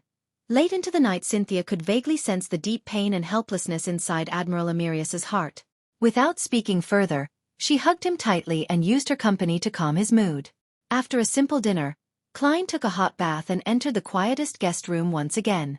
He got into bed and stared at the ceiling in a daze. Klein knew that with him having fully immersed himself in the character of Admiral Amyrius, Amyrius's helplessness towards fate and the pain he needed to hide had resonated with his past experiences. If I hadn't figured out the concept of getting into character and being detached, then I might have lost myself. Heh. This is like some actors in my past life. They get too into character and are unable to detach themselves from it, causing them to suffer from mental problems. And to a beyonder, mental problems might end up magnified. As Klein wallowed in his gloom, he got to learn what kind of person he was. I never expected that a Navy admiral who enjoys a high standing, a demigod saint, would still be faced with such helpless and painful experiences. Strength can bring abundance, but it's not a solution to everything. Everyone wears masks, and this is the truest side of a demigod. Klein watched as the crimson moonlight turned brighter, dyeing all the furniture in the room red. At that moment, through the resonating feelings with Admiral Amyrius's experience and the contrasting differences, as well as the experience from his previous acting, Klein established a more multifaceted and realistic image of Amyrius. He also gained a clearer picture of his blurry self. A person who's very sentimental, a person from Earth, but to a certain extent, a person who has been reconstructed into a new person because of the fusion with Klein Moretti's memory fragments. A person who didn't spend too much time with the Nighthawks but has had that period of time deeply influence his actions and choices. A person who tries to play safe and is afraid of danger but is able to change his mind at the critical moment. A person who truly wants to skive, eat delicious food, travel and enjoy life, but he has no choice but to be busy with more important matters. A person who likes beautiful women, but he doesn't give himself up to pleasure to keep to his principles. A person who loves money but is willing to spend large sums of money for his siblings. A person who hides his pain inside while showing a smile to others. A person who's used to lampooning inwardly but appears gentlemanly on the surface. A person who can overcome his psychological traumas but never crosses his bottom line. A person who feels embarrassed for his acting. He's also a guardian, a miserable wretch that is constantly fighting against threats and madness. The corners of Klein's mouth curled up as he silently added. These thoughts flashed through his mind as he seemed to come into contact with his true self. Without realizing it, Klein fell asleep, his body and mind at peace. Inside the master bedroom, Cynthia had also fallen asleep. She was dressed in a nightgown with her legs bare. She had a few layers of her blanket in between her legs as she gently grinded against them. Her hands subconsciously scratched her skin, forming red streaks across them as tiny bumps were produced. In her dream, she saw the illusory and surreal sea of stars, as well as that bright star that emitted its light at her. Her vision was pulled closer to it as she could slowly discern the star. Phew! Klein suddenly awoke from his dream as he still had an indescribable scene still seemingly burned into his eyes. Why did I have such a dream? He frowned as he turned his head in disbelief. Just now, not only had he dreamed of Cynthia, who was dressed in a silk nightgown, but he also had a sexual relationship with her. He even dreamed of the naked body of Demoness of Pleasure Sharon, the exquisite doll-like Miss Sharon, Miss Justice whose looks were relatively blurry, Trissy Cheek, Tracy, and all the beautiful women he had met before. Then, he gave himself up to pleasure as he engaged in a myriad of positions. To most beyonders and ordinary people, this might have been a normal response from suppressing his body when recently faced with temptation, but as a seer, a dream had a very special meaning. Klein quickly observed his body and realized he was still erect, semen flooding out from his penis and causing stains everywhere. This isn't a seer's dream revelation, but the result of an external influence. There's an enemy. Klein was alarmed as he quickly made up his mind. At the same time, he cautiously got out of bed and quickly changed into his admiral uniform. This way, he had the 9th law charm and creeping hunger on him, equipping him with potent self-preservation powers. As he wasn't clear of the present situation, Klein didn't attempt to head above the gray fog. He continued viewing himself as Amyrius. With a staid expression, Klein carefully walked to the door and reached out his hand to grab the handle. At that instant, he seemed to finally find the connection with the real world as he heard the chaos and din outside the door. There were clear chewing sounds, debaucherous moaning, angry roaring, and sharp urging. What exactly happened? Everything was normal just moments ago. Klein gulped a mouthful of saliva as he used cogitation to maintain the necessary calm. He had been using spirit vision to observe the situation outside the villa every day and had not discovered any problems. Where are the Admiral's bodyguards? Where's Secretary Lwan? Klein found the entire ordeal strange and terrifying the more he considered the situation before him. He touched the 9th law charm with one hand and made the deep domineering aura emanate, repressing the unease that was wafting through the air. Exerting strength in his left hand, Klein twisted the handle and opened the door. Before he took a step forward, he saw a red-vested attendant sitting opposite him. The attendant had many cooked and raw food placed in front of him. There was steak, mutton, dragon-bone fish, and Oravi lobster. At this moment, the attendant picked up a huge fish that seemed to have just stopped struggling, raised his head, and smiled at Klein with a turbid look. "Admiral, I have always envied your food." His stomach was different from before. It was bloated as though he was 7 or 8 months pregnant. Just as he said that, the attendant raised his arms and bit into the raw dragon-bone fish, forcefully ripping out a piece of thick flesh. Fresh red blood dribbled from the corners of his mouth as his chewing sound sent a chill down Klein's back. The attendant hurriedly gulped as he swallowed the food in his mouth. His bloated stomach trembled as though he would blow up at any moment. This is the instinctive reaction to restrict one's appetite. Klein observed the attendant carefully, and for some reason, he recalled the tramp stand-in who had died of a sudden illness due to gorging. He didn't spend too much time thinking or making attempts to rescue the attendant who was ravenously consuming the food. This was because he knew that nothing would be effective unless he resolved the matter at its roots. Klein moved his feet and followed his spiritual intuition's guidance, carefully walking towards the master bedroom. At the door, there were two maidservants. One of them was sitting on the other as she bent her back, strangling the other by the neck. Wearing a beaming smile, she shook the maidservant beneath her as she hurriedly urged her. Quickly praise me. Quickly praise me. She desires acknowledgement. Klein frowned and took a few steps closer, grabbing onto the collar of the maidservant at the very top. He threw the maidservant to the other side of the wall, slamming her to the wall with a force strong enough to make anyone faint. However, this didn't prevent the maidservant from getting to her feet. The maidservant at the bottom kept yawning without opening her eyes. Even though her neck was being wrangled, she appeared as though she hadn't had enough sleep. Such a scene. Klein instantly had the urge to escape and seek help from the church or military. However, the strongest person on Oravi Island was none other than Admiral Amyrius. And I'm Amyrius at the moment. However, once the situation turns for the worse, I should flee when the time calls for it. I shouldn't act at the cost of my life. Klein pushed open the ajar master bedroom door, his scalp tingling with numbness. The first thing he heard behind the door was pleasurable moaning that gave itself up to one's primal instincts. Following that, a smell that made his heart race and sent blood gushing to his nether regions inundated his olfactory senses. In addition, there was an eclectic mix of all sorts of bodily fluids.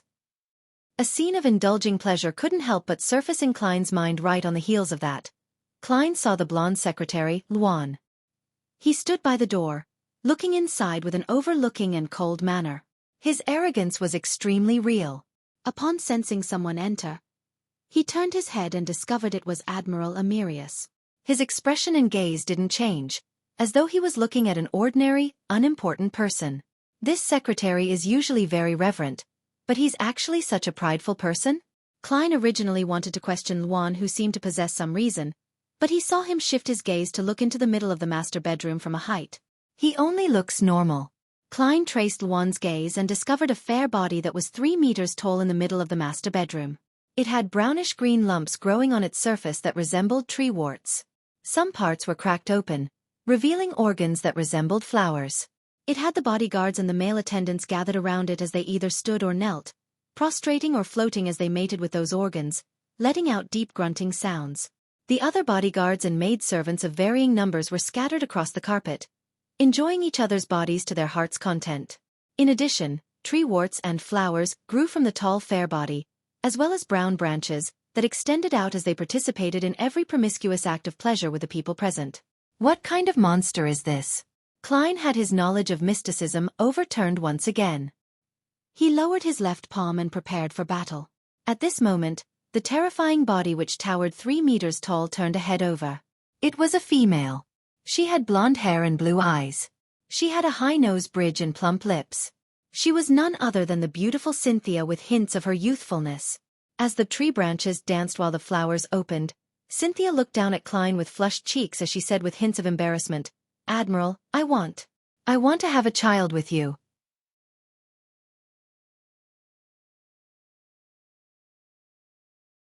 Chapter 628. Prohibition. Upon seeing Cynthia's huge fair body with tree warts and flowers growing on it as though she was a tree, as well as hearing her shy, reluctant request, Klein couldn't help but shudder as his hair stood on end. Such a scene exceeded a horror conceivable by human imagination. He had never encountered something like this even in his dreams.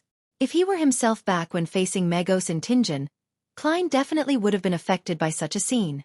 He would have temporarily lost his ability to react due to the horror and panic, but after experiencing so much, he was an experienced beyonder in the true sense of the word.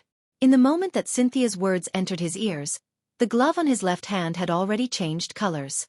It had turned black, emitting a noble and sinister feeling. This meant that Klein had activated creeping hunger and had switched to worm-tongue Mythor soul, giving him the powers of a baron of corruption. At that instant, he distorted Cynthia's words, turning "Admiral, I want to have a child with you" to "Admiral, I only wish to have a child with you." This way, Klein believed that the bodyguards and male attendants around the tree-like monster would be pushed away, far away by Cynthia, after having her will distorted, giving them a chance for a breather. As for whether he would expose himself as a fake Admiral Amyrius, he didn't care. At this moment, Anyone who was still bothered about whether the true acting would be successful would definitely be someone with a serious case of obsessive-compulsive disorder, and he clearly wasn't. In addition, in an environment with all sorts of desires being magnified to the limit, Klein suspected that the others who had been influenced weren't paying attention to the battle or the actual situation. The Baron of Corruption's distortion power was activated silently, but Klein was appalled to discover that nothing changed with Cynthia or the men's actions. They weren't affected at all. I've already used distortion. The mutated Cynthia is able to directly resist such an influence. Klein's pupils constricted as he hurriedly jumped to the side. A brown tree branch sprouted out from where he was standing as a sticky flower bloomed at its tip. The flower was abnormally large. As it bloomed, it seemed like it was about to swallow a person whole. Although Klein had never seen cannibalistic flowers in the southern continent's rainforests, he didn't believe that they were any less terrifying or ridiculous as the one before him. Pa, pa, pa. Similar branches drilled out from the walls, floor, and ceiling as they chased after Klein with their moist flowers. During this process, the flowers bit down on Secretary Luan's head, as well as the bodyguards, male attendants, and maidservants who were gyrating in pleasure on the surrounding carpet. At this moment, having learned the lesson that his distortion powers would be resisted, Klein didn't hesitate to pull out his right hand, a dark gold high-level charm clasped tightly in his palm. Ninth Law. He originally didn't plan on using the charm so quickly. It wasn't because he couldn't bear to use it, but he wished to engage in a longer battle to determine what Cynthia was good at after mutating into a monster. Only then could he target her weaknesses. After all, the Ninth Law was unable to make a general prohibition, and the clause had to be sufficiently specific. For example, it couldn't make Beyonder powers ineffective in the area, but it could specify the nullification of a specific Beyonder power. To use it to its fullest, he needed to observe carefully and make sound judgment. However, the present situation was forcing Klein to use his trump card. Otherwise, he suspected that he had no means of damaging this tree-like monster. If the Ninth Law charm isn't able to create an environment that allows me to kill the monster, I'll have to immediately escape from the villa with its help. I will lead Cynthia outside and find a chance to pray. I'll use the sea god scepter above the gray fog to bombard it with attacks. Just as the thought flashed in his mind, Klein, who had been constantly jumping amidst the attacking tree branches and flowers, solemnly chanted a word in ancient Hermes, law. As the activation incantation resounded, the dark gold charm in Klein's palm instantly turned ice cold. It was a coldness that seemed to make one lose any emotions. At that instant, Klein reached an extremely calm state. In the moment he threw out the Ninth Law charm, his thoughts rapidly surfaced as he considered what to prohibit. His first reaction was to prohibit the generation of any desire, but he knew that it was too general. Therefore, he thought of changing to the desire to procreate. After all, Cynthia's desire was to have a child with Admiral Amyrius. The influence she had on her surroundings was a result of this. Just as the Ninth Law charm was flying in midair, turning into bits of dark gold beams of light that scattered into the surroundings, Klein suddenly thought of a problem. Cynthia was only an ordinary person prior to this. This is a certain fact. Over the past 3 nights, Klein had used spirit vision, divination, and other methods to repeatedly confirm that Cynthia wasn't a Beyonder. Similarly, she would have long been discovered by Admiral Amyrius, who could distinguish between ordinary people and Beyonders. Therefore, her sudden transformation into a mutated monster was a problem he needed to pay close attention to. Could it be like Megos? She became a vessel of an evil god's descent through some form of ritual? No, if there's a ritual, it's impossible for me not to discover it. My spiritual intuition would have warned me not to activate my spirit vision and not look straight at Cynthia. It's some item or trait on her body that has an external force projected on her. Therefore, there weren't any problems the previous 2 nights until she suddenly mutated today. Regardless, the terror from her comes from somewhere else and not her body. Klein quickly made a judgment in 2 seconds. Without any hesitation, he seized the opportunity and said in a solemn tone, "This place is prohibited from having any interaction with the outside world." The ancient Hermes words, which were filled with mystery, instantly spread out as the dark golden light scattered everywhere and intertwined with the countless law-like symbols and magic labels before merging into the void. Hum.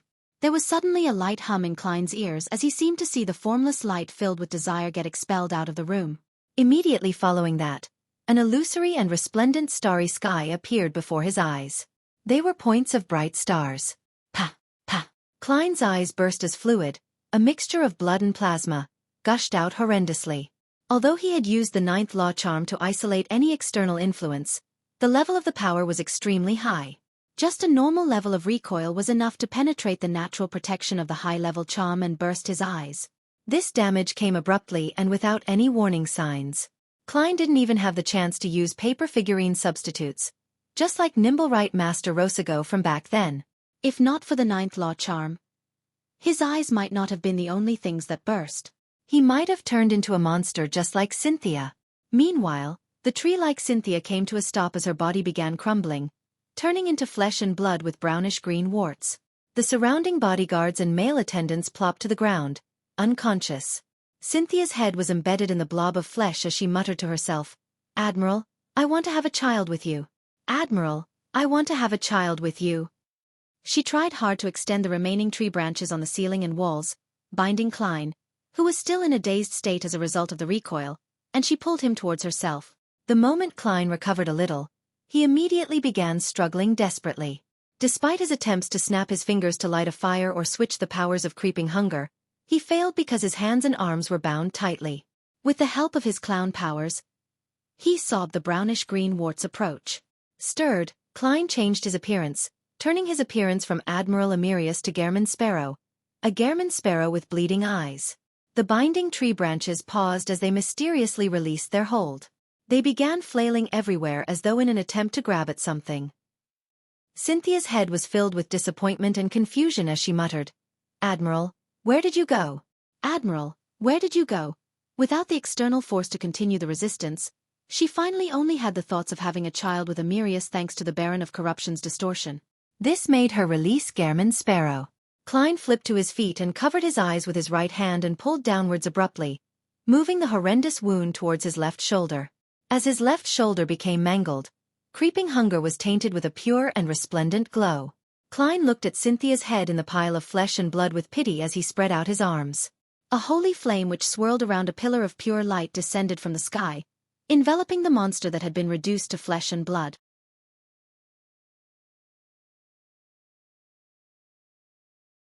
Chapter 629. Heavenly Body Sect. Amidst the holy beam of light, having already lost its support from the external power, the tree warts and flesh rapidly disintegrated. It was like snow meeting a red-hot metal ball. Amidst an indescribable sizzling sound, Cynthia's face winced as abnormal agony showed itself on her face. She turned around with great difficulty, looking up and down, her expression turning horrified and confused. Finally, she realized that there was a problem with her.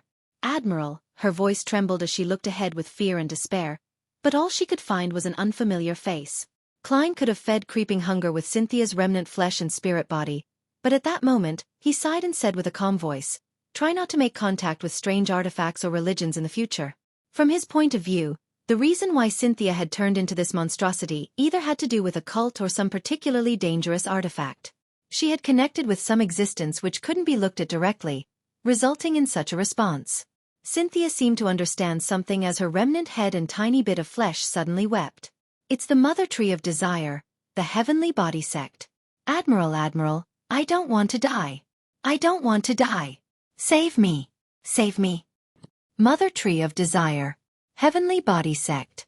This isn't within the confines of my knowledge of mysticism."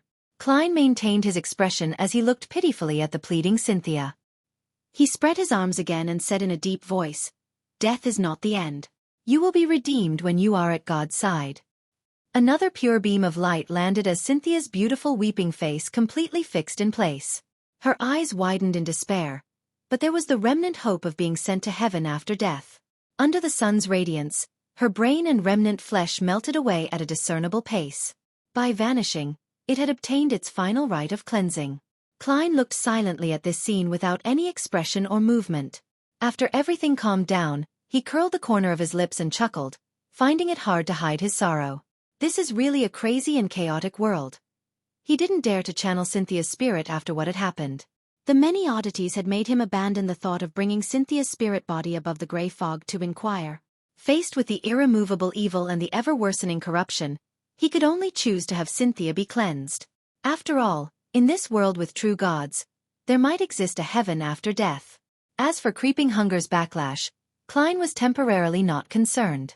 After spending a long time with it, This mystical item which had been sealed to a certain extent had adjusted to him. It didn't need to be fed after every use. It had been restored to its original state. Once it was activated, it just needed to eat once in a 24-hour period, regardless of how many times it was used. Of course, there was no need for it to be fed on the day it wasn't used. Therefore, Klein had plenty of time to seek out food for creeping hunger without harming the innocent. If the worst comes to the worst, I can throw it above the gray fog. Klein surveyed his surroundings, and he realized that the bodyguards and the male and female attendants in the room had shaken off the influence of their magnified desires, and they had fallen unconscious. This included the maidservant who was strangling her companion in a bid to obtain her approval and praise, as well as blonde secretary, Luan. Indeed, once the problem is resolved at its root, everything will come to an end. According to Admiral Amyrius's description, Luan is at least a sequence 6 beyonder, and he's suspected to be a baron of corruption. He might have secretly reached sequence 5. Even he was so easily controlled by his magnified desires, which means that the power that descended with the help of Cynthia is extremely potent. But why did I only have a wet dream? Ignoring my mystical items, Luan and I should be at the same level. Is it because a portion of the gray fog's power, when mixed with reality, provided me with help? Is it because of the restriction from Admiral Amyrius's temporary contract? Or could it be a mix of both? Yes, if it wasn't because of these factors, as Cynthia's primary target, my desire towards sex would definitely be magnified. This wouldn't just be me having a romantic dream. Klein habitually reached out with his right hand to cover his face as he changed once again back into Amyrius Revolt's appearance. As the lives of the others weren't temporarily under threat, he carefully observed the room when his spiritual perception was suddenly triggered. Taking a few steps forward, Klein came to where Cynthia had vanished. He bent down and picked up a necklace from a pile of torn clothes on the bed. A pendant that was the length of a finger segment hung from the necklace. It was completely black in color and looked like a miniaturized rhinoceros horn. Its surface was full and covered in cracks. Apart from exuding evil, there were no lustrous spirituality activity. This is the dangerous item that caused Cynthia to mutate? As it had connected to the existence which couldn't be looked at directly, it had completed its mission, allowing all its powers to be injected into Cynthia's body? Klein made a preliminary conjecture based on the pendant situation and from his past experience. He checked the area and found nothing. Hence, he pulled out a paper figurine and dealt with the traces left behind. He dispelled the prohibition from the charm before walking towards Secretary Luan, who still had some signs of corruption due to temporarily being devoured by the flowers. He raised his knee and kicked him a few times with the tip of his shoe. With Amyrius's character, it's unlikely that he would crouch down to shake his secretary awake. Heh, this fellow's arrogant way of looking down on others sure is irritating. I really want to beat him up. Klein paused as he watched sternly as Luan gradually woke up. Your Excellency. Luan was in a momentary daze, as though he couldn't tell dream from reality.